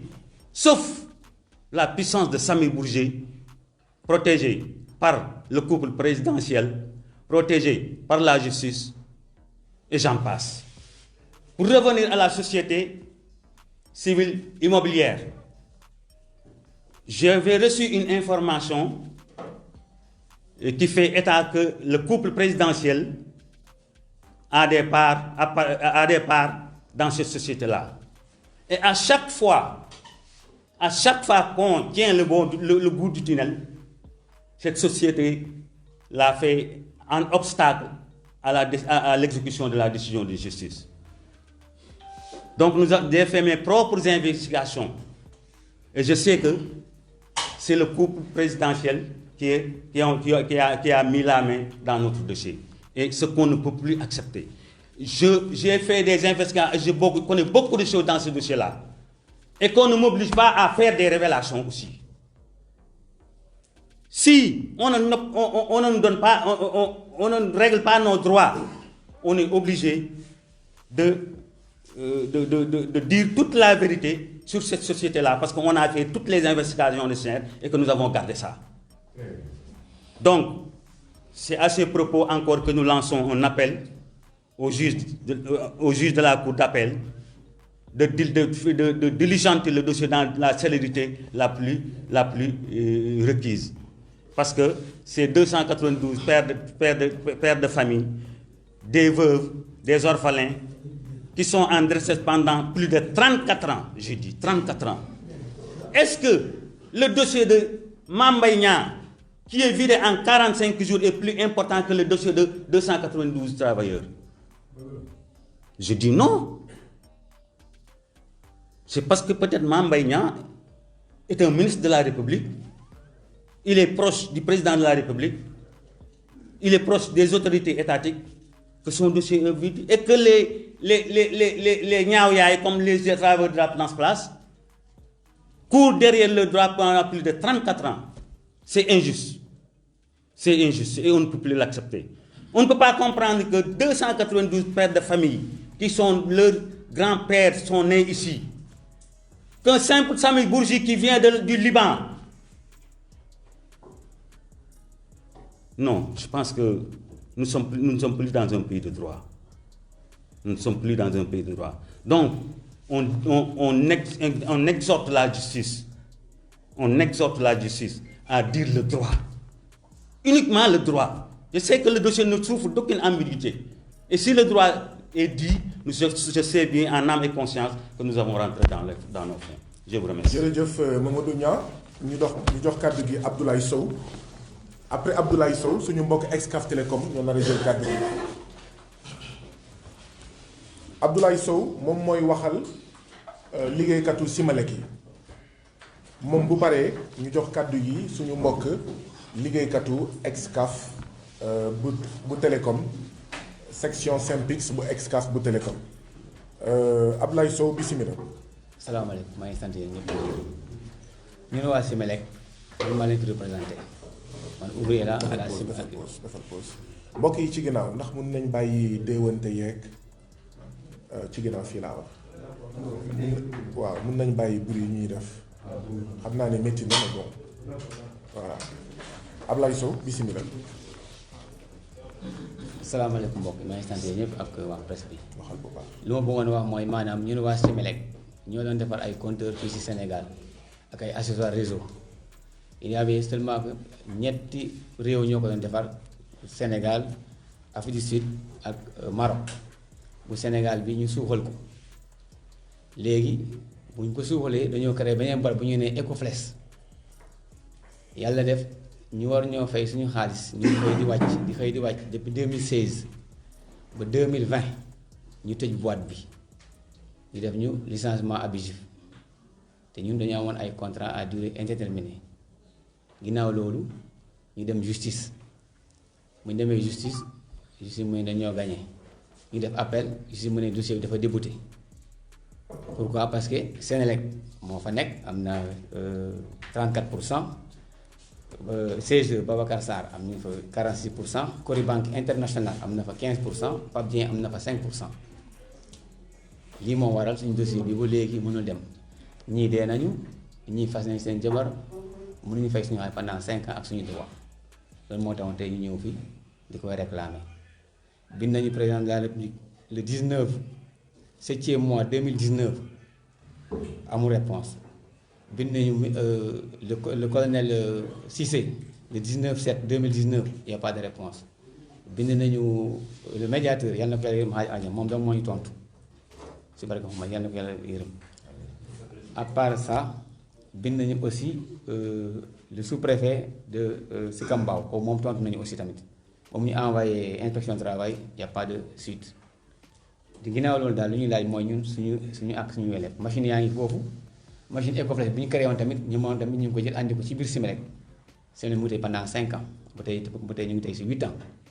ba pare oto yi waa ji un certain Babacar Sarr bi nga xam ne moom moo ne woon PC en même temps directeur intérimaire ñëw jël oto yi ñaari L200 benn Tata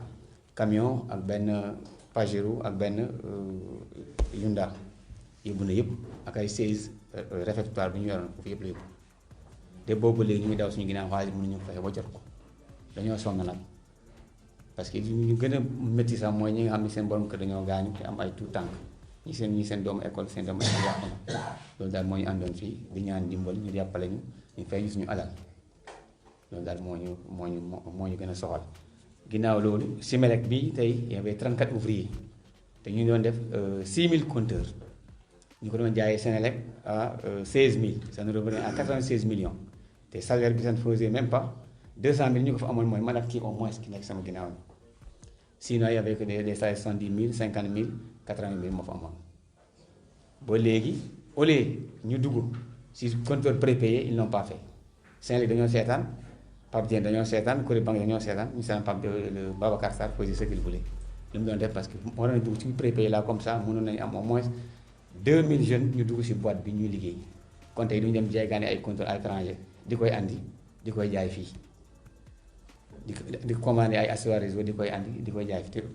yooyu yëpp moule yi machines yëpp ñu ngi sur place fii au Sénégal maintenant on est obligé maintenant de commander ay accessoires réseau yi ñu commandé au Maroc te pourtant yooyu ñu ngi fi machines yaa ngi fi lépp mu ngi fi matériel yëpp mu ngi fi loolu mooy sans problème dans ce pays là te bu ñu ñëwee ñu ne un pays émergent nu ñuy émerger un pays ñu la ñu émerger pays li mu bëggoon daal mooy ñun lu ñu amel ñu fay ñu ko bu ñu sañu dugal ñu fenn nañu fay lu ñu amel ñun loolu mooy suñu dañoo sonn 5 ans sans salaire on est fatigué loolu lañ bëgg daal. jërëjëf Abdoulaye Sow ma leen di fàttali ne moom moo doon wax ci turu liggéeykatu Simalek. kii dañu ko jox ren lañ ñu ko jox pour na ñëw défilé. Les questions c'est pour après. Non il peut pas parler français. Voilà. beneen bi je vais essayer de le faire après. fii lañu gëj a défilé c'était en 2019 mu ngi nii 2020 corona woon demuñu ren encore ñu jox ñu yi pour défilé te du ñu fay suñu xaalis li lu muy njëriñ c'est ça le problème. jërëjëf Abdoulaye Sow ñu ngi woo Lamine Ndiaye changer de place ak Lamine Ndiaye Lamine Ndiaye mooy wax ci wolof ci turu liggéeykatu Excaf Télécom ma leen di fàttali ne Lamine Ndiaye mii toog moom ak Lansana Diandi ñoom la ñu dàq yàggul torop ci Excaf Télécom muy suñu ay mbokk Sénégal muy seeni mbokk yéen acteurs de la presse journalistes travailleurs des médias donc di naxar lu waat dàq bi ñu dàq Lamine Ndiaye ak Lansana Diandi mi nga xam ne moo nar a wax ci nasaraan xam naa ne moom fan yii di ñëw waaw mbir mi dina métti parce que du ñu toog seetaan te li ngeen dégg fii lu tuuti la yeneen collectif yaa ngi ñëw lii mënul continuer jaay doole bi mënul continuer père mère soutien de famille nga koy xaj ay payoor pendant ay mois ay at loolu mënul continuer Lamine Ndiaye bismillah. auzu billahi mina shaytaani rajim bismillahi rahmaani rahim la hawla wala quwwata illa billah. Donc je pense que voilà on va aller directement sur le sujet man maa yore jokkoo bi ci wàllu section Synpics Excaf Télécom 2014 ba jamono ji waa liggéeykat Excaf yi ñun lañu wóolu dénk ñu bureau section Synpics bi 2014 ba léegi daal ñu ngi xeex mais ku ñuy xeexal dafa mel ni kooku daal du nit ngeen jëggal ma ci terme bi yore na jëmm nit day solu comme nit mais intérieurement du nit ndaxte amul xolu yërmande nit ki nga xamante ne ay liggéeykat ñoo nañu liggéeyal la 2014 ba tey ji nga yore leen lu toll ci ñaari at payoor sans compter weeru congé yi ñu jóg takk seen fit jaakaarloo ak yow laaj la saa waay mbir mi fu mu toll le seul moyen que tu trouves c'est de les licencier un licenciement que je qualifie d'abord abusif man ak Lansana Diandi mujjee gi c'était le demain la ñu def benn conférence de presse jaakaarloo ak askan bi wax leen li nga xamante ne moo ñu metti wax leen li nga xamante ne moom la ñuy dund Excaf Sidi Diagne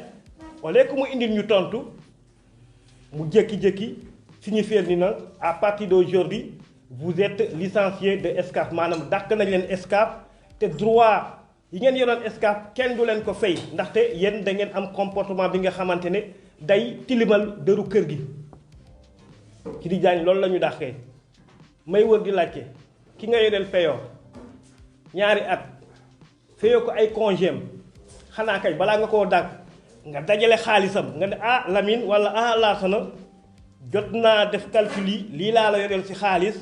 comme que mënatuma dem ak yow léegi dàq naa la am xaalis nga dem mais nga dàquñu joxoo ñu xaalis fayoo suñu droit loolu lañ ne duñu ko nangu duñu ko seetaan te balaa loolu njëkkoon nañ fi ñëw am séance de travail ñu nag waa FRAPP ñu leen di remercier au passage parce que boo nekkee ci xeex da ngay soxla ñi nga xamante ne dañ lay dooleel amaana ñun fu ñu nekk bu ñu waxee du amee noonu impact mais bu ñu amee suñu wet kuréel bu ñu mel ni FRAPP ak yeneen kuréel fàqte du nga xamante ne bokk nañ conférence de presse bi bu ñu defee ab sëy ni ko Guy Marius waxee xëy na mbir mi dina lijjantiku waaye duñ ci yem nag ndaxte Sidi Diagne dafa ni kër gi amul xaalis waaye yow kër naka lay ñàkkee xaalis yow nga xamante ne yaay directeur général bi 4x4 Hummer ngay dawal 4x4 Hummer au bas mot 90 millions lay jar au bas mot rakkam yi ñi nga xamante ne ñoo nekk ci yenn secteurs yi ku nekk sa 4x4 nga yore te jamais au plus grand jamais ñu manqué essence ci jamono jooju auto reportage laa la wax jël auto dem reportage Excaf amu ko caméra bu normal Excaf amu ko nga dugg ci studio yi moom da ngay bëgg wàcc ba pare yow nga ne amoo xaalis ci wet ba ñuy am ay information ni waa ji dafa am yeneen business yi nga xamante ne mu ngi koy teg ci kaw ndodd Excaf business parallèle loolu bañuñu ko il a le droit de faire ce qu'il veut mais avant de faire ça dafa am ay préalable fexeel ba yokk say liggéeykat yi nga wàccoog ñoom ba pare boo wàccoog say liggéeykat lu la neex def mais yow non seulement yow wàccoo ak say liggéeykat nga leen di toroxal ci wet bi nga dem ubbi sa beneen société di fa liggéey di gagné xaalis ci kaw ñàkk waa Excaf yi ñu ne ko c'est fini golo du béy baabu du dundee gis nga suñu ñàkk ji balaa muy fer suñu waa ji nañu fay suñu xaalis ndaxte on ne se laissera pas faire et on ne lâchera pas l'affaire dinañ xeex ak moom fu mu toll nii bañuñu ci dara parce que dañoo sës muus sax boo ko dàkkee ba mu sës si miir bi da lay attaqué kon boo gisee tey jii ñu jóg fas yéene taxaw xeex suñu ak yelleef lañ bëgg ñu respecté ko Excaf na am ay milliards am moom la concerné mais ñun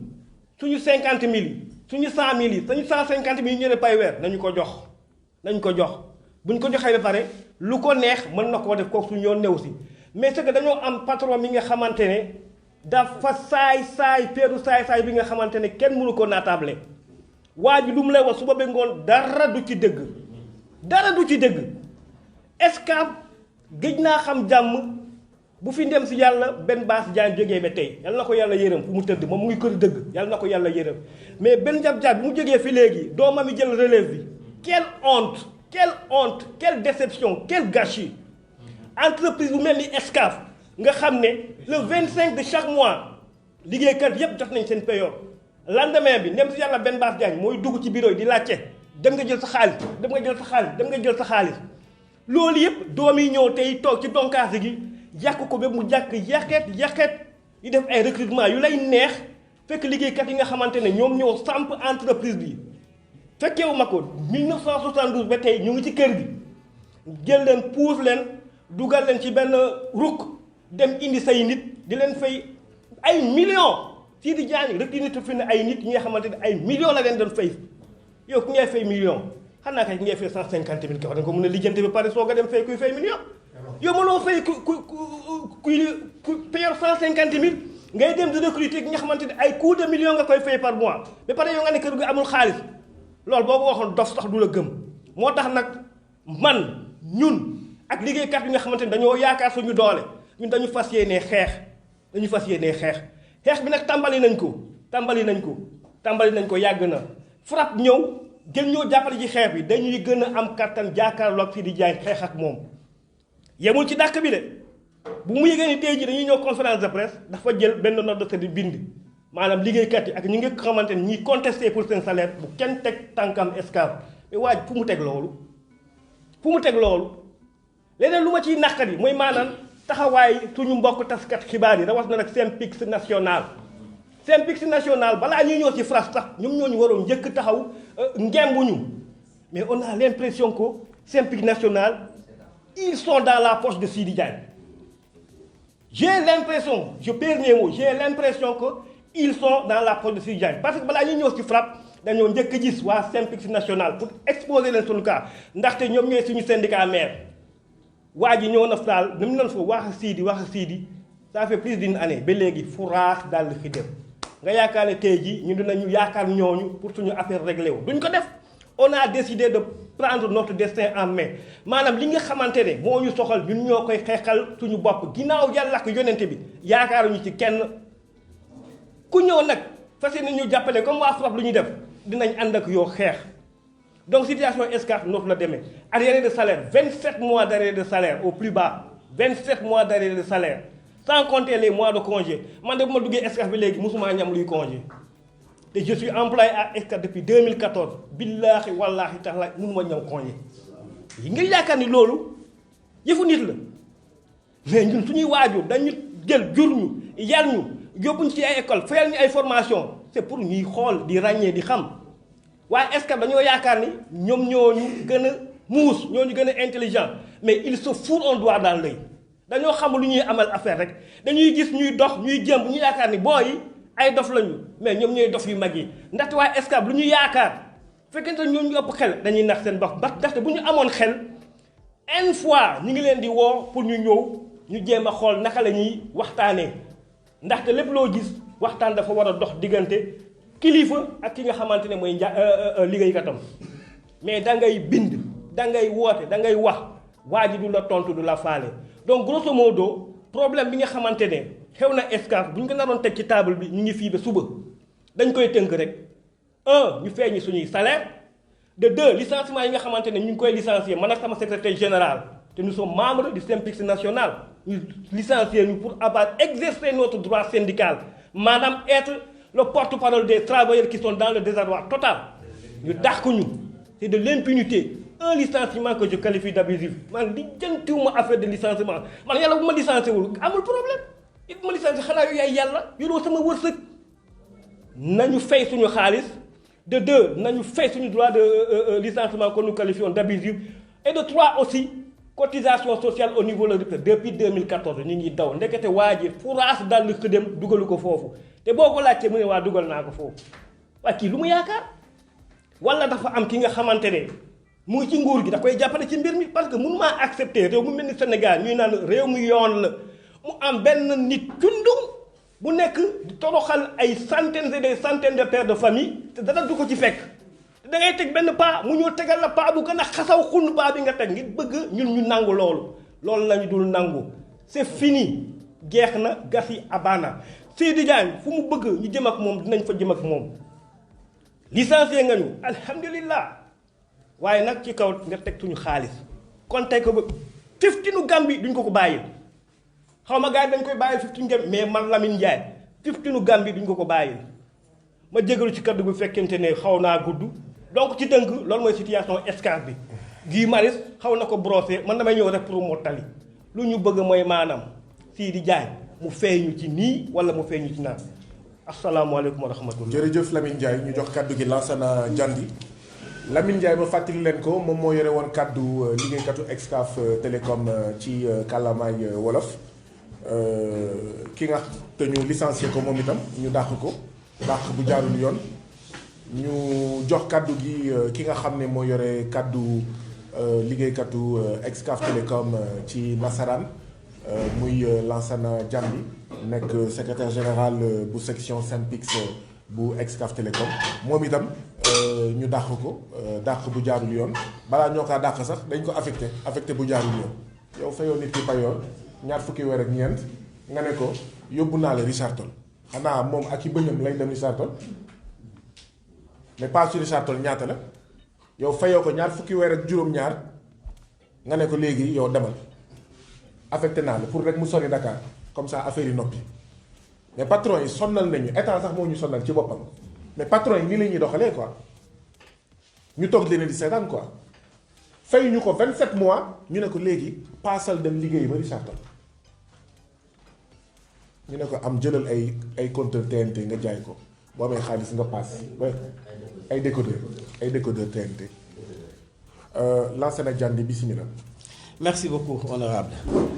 Je m'appelle Lansana Diandy, le secrétaire général de la section SYNPICS Excaf Télécom. Merci,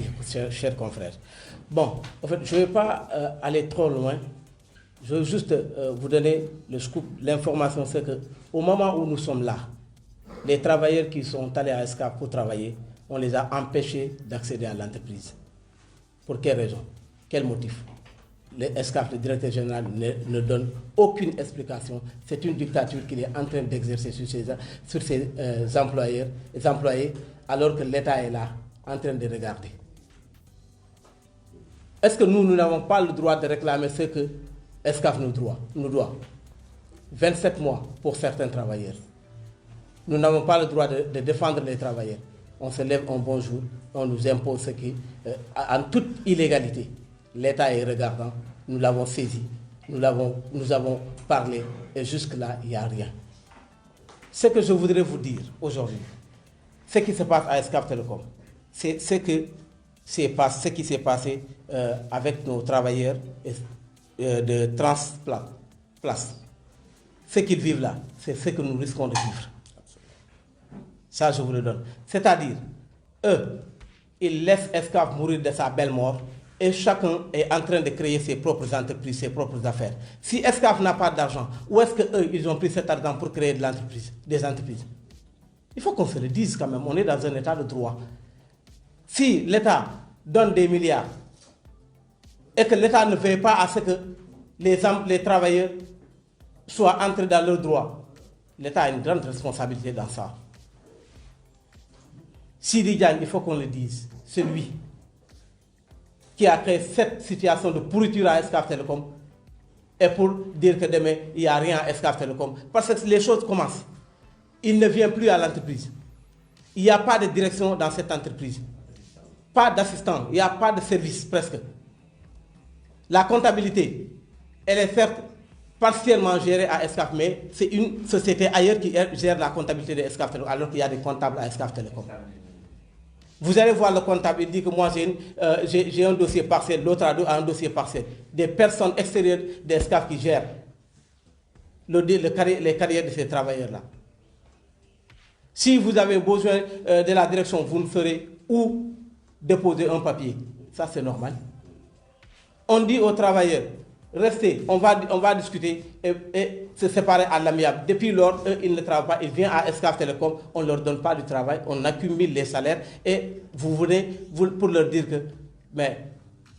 vous n'accéderez pas à mon entreprise. Pourquoi? On est dans quel pays? IPRES, Dieu l'avait abordé. Ça, c'est une responsabilité de l'État du Sénégal. C'est à l'État du Sénégal qui doit. IPRES qui doit demander à Excaf Telecom de verser parce que nous, on avait déjà cotisé. Ça, il faut qu'on nous dise les choses. C'est de la fraude. Si on prélève chez les employés et qu'on ne verse pas, c'est de la fraude. C'est du vol. Alors, pour cela, je voudrais parler également de ce qui se passe à DTV. C'est la même situation. Ces jeunes se sont levés pour défendre leurs droits, réclamer leur salaire. Un bon jour, on les paie, on dit maintenant, on n'a plus besoin de vous, sans aucun droit, sans aucun préavis, vous êtes licenciés. C'est ce qui se passe à Excaf, entre Sid et ses frères, c'est ce qu'ils sont en train de faire torturer ces employés-là. Alors que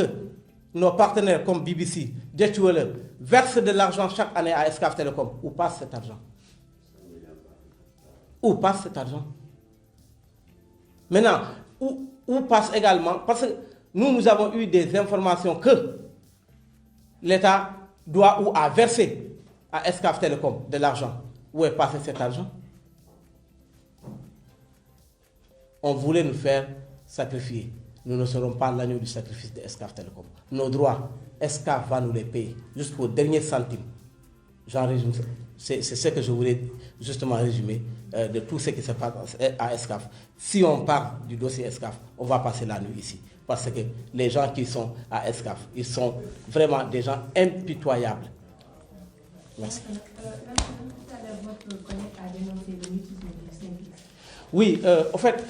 moi je n'allais pas justement parce que je suis également membre du SYNPICS et vice-président de la commission administrative du SYNPICS. Mais il faut le dire parce que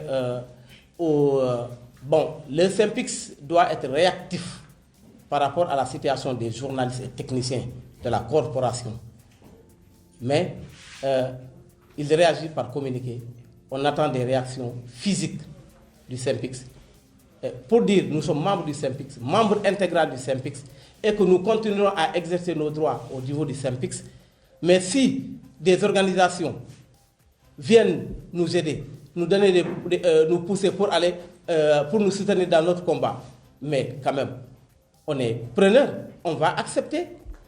C'est pourquoi nous avons initié de venir voir Frappe pour lui poser le problème. Et Frappe s'est engagé tout de suite à porter le combat avec des démarches qui ont été entreprises. Contrairement, bon. Voilà. Donc c'est ce que je voudrais dire. J'en appelle à la responsabilité du SYNPICS quand même de prendre à bras le corps cette situation des travailleurs de tout l'ensemble de la corporation. Merci beaucoup Lansana. Tu peux venir par là. Non, viens ici Lansana. Lenn rek laa si bëgg a yokk mooy à moins que liggéeykatu Excaf yi ne ñoom parewuñu beneen bés la ñuy tànn gën saa sori ajjuma bii di ñëw dinañ def manifestation buntu Excaf Télécom lu tax ma ne gën saa sori ajjuma bii di ñëw mooy tey ajjuma la te bëgguñu tooñ am na fu ñuy egg bu ñu tooñee sax tooñuñu dañoo bëgg a déposer dans les règles de l'art lettre d'information ci table préfet ñoom dinañ waxtaan ci biir week-end bi on leur propose que lundi ñu déposer lettre d'information mardi mercredi jeudi 3 jours francs vendredi manifestation loolu moo tax ma ne gën saa sori ajjuma parce que boo déposer lundi vendredi ngay mun manifester gën saa teel ñu xamal préfet bu Ndakaaru ne ñun liggéeykatu Excaf ak ñun ay sénégalais yi nga xam ne nous sommes solidaires de Excaf dañuy amal manifestation pacifique buntu Excaf ndax dañuy marche mujjee foofu wala ndax dañuy sitting taxaw foofu de 10h à midi xulloowuñu xeexuñu taaluñu pëna suñu ay droit la ñu bëgg suñu ay droit la ñu bëgg nañ ñu ko fay. Donc waa Excaf ils ont tout un week-end pour y réfléchir ñun ñu leen di déglu d'accord lundi ñu déposer bu dee ajuma baaxul am na beneen bés bu gën a rafet amul problème ñun ñu fekk ci leen parce que seen xeex la d'abord nous on vous soutient et on vous soutient parce que li leen dal bu ñu ko seetaanee mën na dal ñeneen on vous soutient ndaxte lii dal liggéeykat yi ak les Sénégalais dans l'anonymat moo commencé dal yeneen Sénégalais yoo xam ne dañoo siiw coow li ne waaw loolu la de c'est déni de droit lii déni de droit la ça s'appelle déni de droit 34 ans ngay daw ci justice déni de droit la dégg ngeen waa Simalek dégg ngeen waa Tivaouane Peulh mooy la coopérative des enseignants dégg ngeen waa Dougar lii déni de droit la maanaam yow dañ lay xañ sa dëgg boo amee dëgg sax duñ ko appliquer mais lii mënul continuer donc déni de droit yi depuis 34 ans romb na 34 ans ana waa Sotrac mais ñu bëri fii am na ñoo xam ne juddu wuñu woon jamono Sotrac Sotrac mooy maamaati maamu Dakar Dem Dikk liggéeykatu Sotrac ba tey ñu ngi dang-dangi ginnaaw seen droit loolu mooy justice donc justice boobu moo dal Guy Marius Sagna depuis 5 mai 2021 nga porté plainte ndaxte dañ la dóor ñaning justice bi waxul dara nee na pat moo dal tey Ousmane Sonko moo dal Khalifa Sall xëy na nag yooyu sénégalais ñoo siw lii ñuy def nag pour sénégalais yu siw yi dañ ko war a def pour les sénégalais anonymes moo waral conférence de presse bi du ñu seetaan ñuy toroxal waa Excaf bu ñu paree ci Excaf buñ ko toogee seetaan 313 lañ jëm 7TV lañ jëm 2STV lañ jëm RTS lañ jëm nay leer de moo tax tamit waa Excaf liggéeykatu Excaf bu ñu wootee manifestation amul ñëw ak seen caméra de déedéet amul ay non on vous soutient on est venu avec non loolu du soutien yéen da ngeen ñëw ut ci information soutien mooy bés boobu man journaliste liggéeyu ma je viens dama bëgg muy leer yéen ñii ak seen caméra vous ne faites aucun soutien seen intérêt moo leen fi indi vous êtes venu chercher de l'information et nous vous en remercions parce que aujourd'hui ni lekk amee solo noonu la information juste et vrai dama bëgg tamit rek ñu comprendre nante yenn saa yi gis ay acteurs de médias toog ci plateau naan déedéet loolu du soutien sa liggéey ngay def soutien mooy voilà soutien mooy jour boo xam ne da nga ñëw indi woo caméra indi woo dara tu es venu en tant que sénégalais soutenir leen bu ngeen leen toogee seetaan yéen ñëpp ci ngeen di jaar yéen ñëpp seen tour dina ñëw mooy li waa ji doon wax on est venu chercher les syndicalistes j'étais pas syndicaliste je n'ai rien fait on est venu chercher les communistes j'étais pas communiste je n'ai rien fait On est venu chercher les juifs, j'étais pas juif, je n'ai rien fait. On est venu chercher les musulmans, non, man duma musulman, je n'ai rien fait. Yow sa tur bu ñëwee ku lay wàllu. nañu waxante dëgg Pape Ndiaye yàgg na kaso ndax lan foog ñu seetaat suñu taxawaay ak sàppe yi ñun journalistes yi ñun acteurs de médias yi lu tax ñu yeb ñu mais fii yàlla rek moo fi nekk lu tax ñu yeb ñu lu tax ñu ñuy manipuler ba ku wokk Coro Mandela ñu toog ne si du ma dem wóorul lu tax du mais beneen bés yow la beneen bés sa tour la donc ajjuma wala beneen bés ñoom bi ñu tànn dinañ woote manifestation buntu Excaf lu ñu gënal nag mooy manifestation bañ a am waaye lii waral manifestation bañ a am mooy ay négociations sincères avec les travailleurs de Excaf ñu wax leen loo xam ne ñoom mën nañ ko dégg ndaxte ay magum jëmm lañu bu ñu wax mën nañ cee téye pas mën nañ ko dégg ndaxte dégg bi nag dafa doy 27 mois d'arriérés de salaire dégg bi dafa doy te tabaski mu ngi ñëw amuñu buum amuñu soble amuñu pomme de terre amuñu waxuma sax xar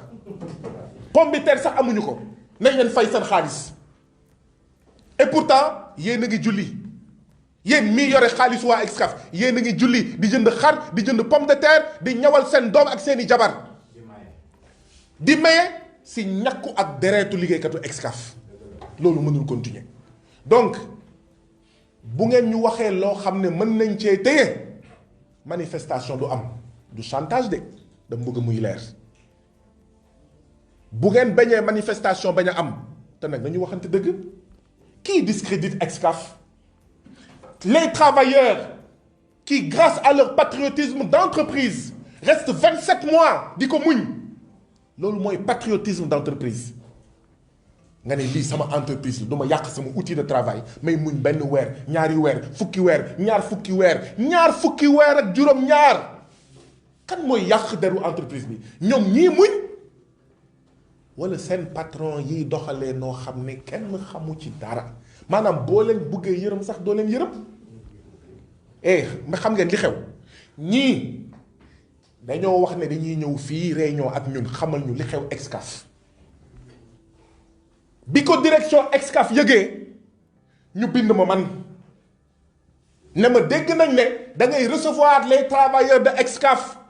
namm nañ boo paree ak ñoom nga daje ak kii di patron wu Excaf loolu mooy lan loolu yëfu tappale waaye ñun ñu ne garaawul dañuy tëddee njaaxaanaay ndaxte Macky Sall bu ñuy tëj sax xëy na bu ñu woowee ci li amal fulla sénégalais yi peut-être ñu déglu ko du suñu intérêt bopp waaye seet leen rek ñoom musuñuy wax ne dañuy dajeek ñun bi ñu yëgee ne ñoom dañuy dajeek ñun ci la ñu woo binduñu ne ñu dañoo bëgg a dajeek yéen ok ñu pareek ñoom par transparence ñu ne leen seeni patron nee nañ bëgg nañ ñu recevoir et on va aller les écouter parce qu'ils sont des Sénégalais et que ñun dañoo bëgg a def médiation bu dee mën na nekk ñu bind leen ñu ne ñu non grawul sax d'ailleurs état bi nee na dina régler mois de mai on est le combien mai 19 20 le 19 mai ñu ne on les a rendu compte mais lu ñu si bett mooy quelques jours après ñu ne licenciement loolu ñaaw suñu xel loolu mais loolu du lu jekk ma waxaat leen leneen 2015 wala 2016 demoon naa Excaf toog naa ak seen patron problème yi jamono jooju la commencé fekk ne jamono jooju état dafa ameloon xaalis Excaf c'était en 2014 xaw ma 2015 wala 2016 c'était en 2016 toog naa ak Sidi ma ne ko Sidi bu la état bi amelee mbir mi da nga koy ñeme amul ay nëbb si jàmm ak salaam nañ la fay bëgguñu ko fay mais ñu yuuxu boobu laa gëj a gis Sidi. fay nañ ko fay mu ne il va revenir vers nous boobu laa gëj a dégg Sidi ba barki Dembo Ndiaye kon xam ngeen ne ñun ay nitu jàmm lañu waaye nag du ñu bàyyi ay père mère soutien de famille ñun yàgg nañ dégg problème yii waaye mënuñu ci woon wax ça fait des années ndaxte yéen ak ñun amatuñu sax ay relation professionnelle ay relation mbokk la mbokk moo dox suñu diggante. On a de l'affection pour vous, vous avez de l'affection pour certains d'entre nous. dañuy waxtaan ñuy dégg ne waa DTV amel nañ leen payoor ñuy dégg ne waa Excaf amel nañ leen 2 mois mais mënuñu ci wax ndaxte nag jaam boo xam ne parewul pour xeex nootelam wax dëgg yàlla luñ ko teg dagan na nañu wax dëgg rek. jaam buñ koy noot mu xam ne ñu ngi koy noot mu nangu ko boo ci waxee da ngay sonal sa bopp rek kooku mbir mi ñoragul donc lii tamit baax na ñu leeral ko. Nous sommes venus ici aujourd'hui exprimer. Ah oui, ouf, merci. Merci pour le rappel à l'ordre. Donc, on va donner la parole. On va donner la parole. Toc. On va vraiment faire tout. Je vais faire la partie française après. Suñu mbokk bi il va se présenter. mu ngi bokk LD Debout. Oui, moi je m'appelle Amadou Koumba Torodo Bathily. Je suis membre du secrétariat national de la LD Debout. Notre présence ici à cette conférence de presse au nom de notre parti, la LD Debout, s'explique par notre désir de venir témoigner notre solidarité et apporter notre soutien moral à ces différents collectifs de citoyens et ces syndicats de travailleurs réunis autour de FRAPP avec l'honorable député Guy Marius Sagna. Pour vous dire aussi qu'en tant que parti de gauche engagé depuis notre création dans la défense des droits des travailleurs, les revendications syndicales, l'instauration de la justice sociale, l'équité, l'égalité des citoyens devant les lois et les administrés devant l'administration. C'est donc en toute solidarité que nous sommes venus ici vraiment accompagner l'honorable député Guy Marius Sagna au siège de FRAPP pour vous dire que vous avez notre soutien. Nous sommes vraiment meurtris par ce que nous voyons. Ce n'est pas ça, ce sont des exemples patents, mais n'oubliez pas l'affaire de Ngor, de Nengeler. C'est une faillite de la justice. C'est une faillite de l'état de droit. Comment on peut voir des travailleurs qui ont des droits, qui revendiquent ces droits, qui estent en justice pour qu'on leur reconnaisse ce droit et qui réussissent à obtenir de la justice un verdict qui leur est favorable, mais dont on ne peut pas exécuter les décisions de la justice. Où est l'état de droit? Où est la sécurité des situations juridiques? C'est ça le problème dans le Sénégal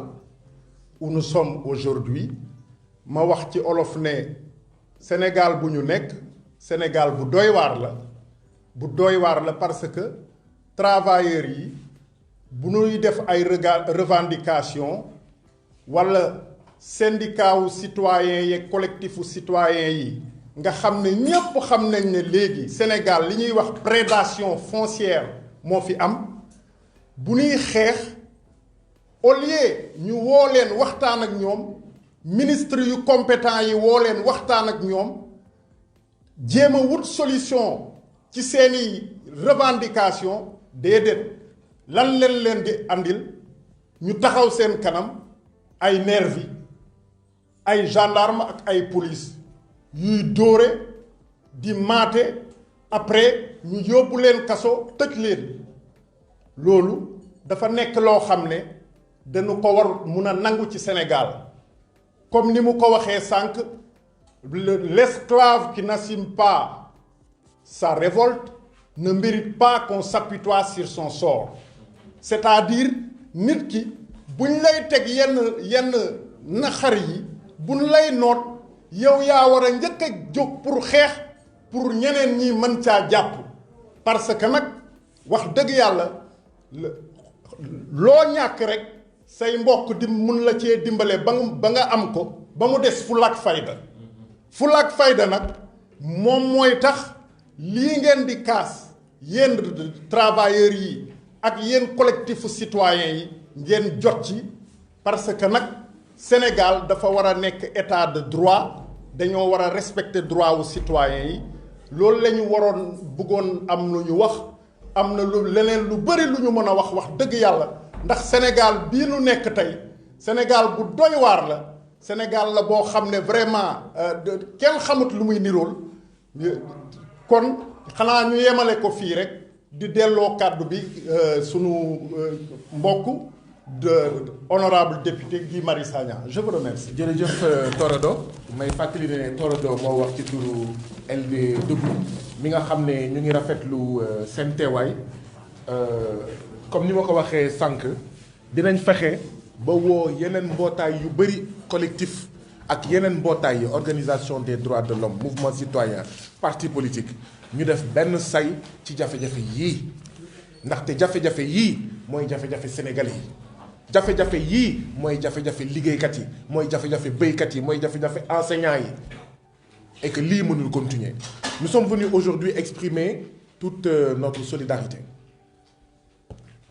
aux différents collectifs qui sont ici présents.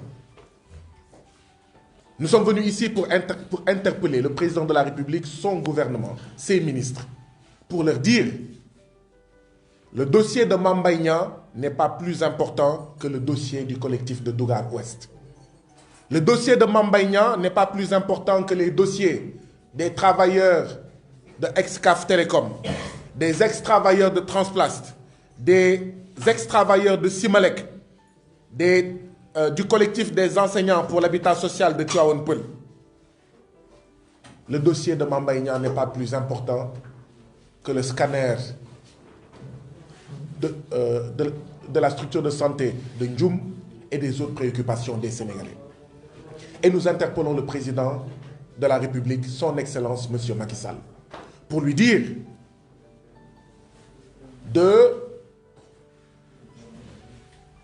à son gouvernement de régler dans les meilleurs délais les droits des travailleurs de Excaf Télécom. 27 mois. Excaf Télécom reste devoir à ses travailleurs 27 mois de salaire, compte non tenu des cotisations sociales, ponctionnées de leur salaire et jamais reversées à la Caisse de sécurité sociale ni à l'IPRES. Compte non tenu des congés. Nous demandons au gouvernement du président Macky Sall de faire entendre raison aux propriétaires de Excaf Télécom pour que les droits des travailleurs de Excaf soient respectés, soient préservés. Et nous annonçons que la semaine prochaine, en tout cas dans les meilleurs délais, nous allons en accord avec les travailleurs de Excaf Télécom, organiser une manifestation devant Excaf Télécom pour dire suñu payoor suñu bakkan suñu sañ-sañ suñu bakkan nos droits nos vies. Nous interpellons le président Macky Sall pour lui dire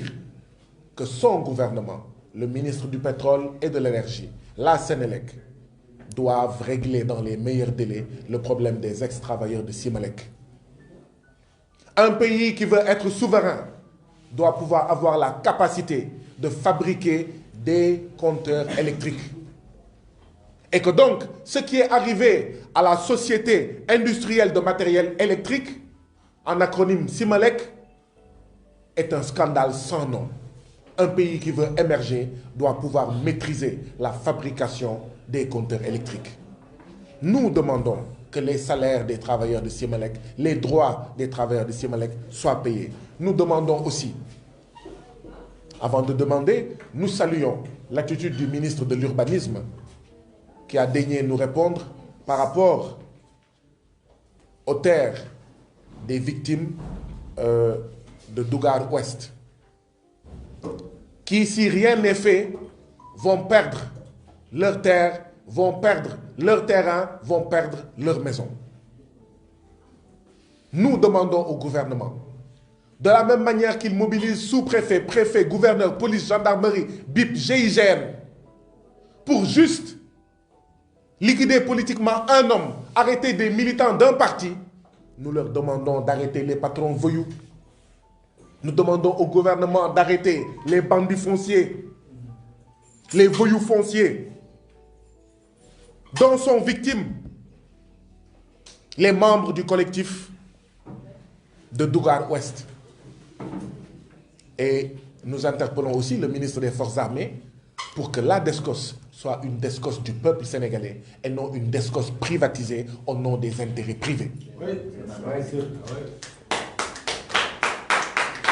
Le dossier de Mame Mbaye Niang ne saurait être plus important que le dossier des travailleurs de Transplast qui depuis 34 ans maintenant, 292 travailleurs qui depuis 34 ans sont en procédure judiciaire contre Samir Bourgi.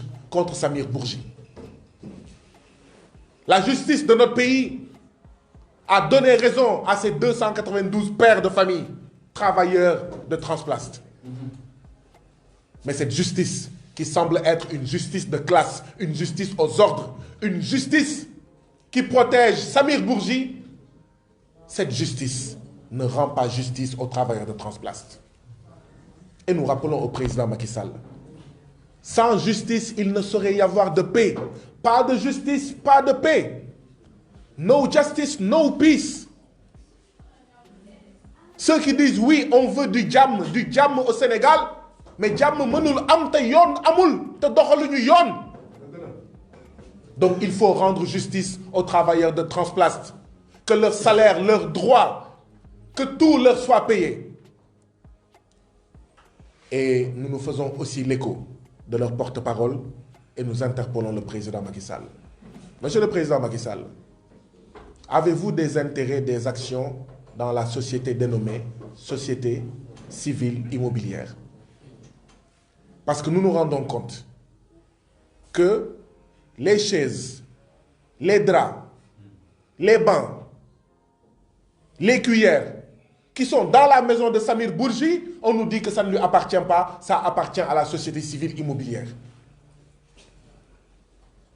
Nous pensons que c'est inacceptable. Et nous vous interpellons, vous, président de la République. Vous, président de tous les Sénégalais. Monsieur Macky Sall, vous et votre épouse, avez-vous des intérêts, avez-vous des actions dans la société civile immobilière? En un mot, nous demandons que ces pères de famille qui, depuis 34 ans, courent derrière une décision de justice et son application, que leurs droits soient respectés. Que le ministre de la Justice, dont on sait qu'il est le chef du procureur, lui-même, son chef s'appelle le président de la République. Mais le procureur, pourquoi il ne défend pas les travailleurs de Transplast? Pourquoi il n'interpelle pas la justice pour mettre fin à cette galère sans fin? Enfin, nous demandons au président de la République de défendre aussi les intérêts des enseignants qui sont membres du collectif des enseignants pour l'habitat social de Tivaouane Peulh, dont les maisons, les terrains sont menacés par des bandits fonciers, par des voyous fonciers, par des délinquants fonciers. Nous ne l'accepterons pas.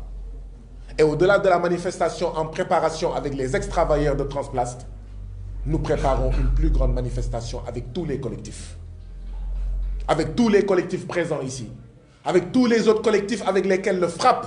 travaille et qui sont des dizaines, qui sont près d'une centaine pour l'organisation d'une grande manifestation parce que trop c'est trop et cela n'a que trop duré. Je vous remercie. Si vous avez des laaj, le collectif yaa ngi fi, mun nañ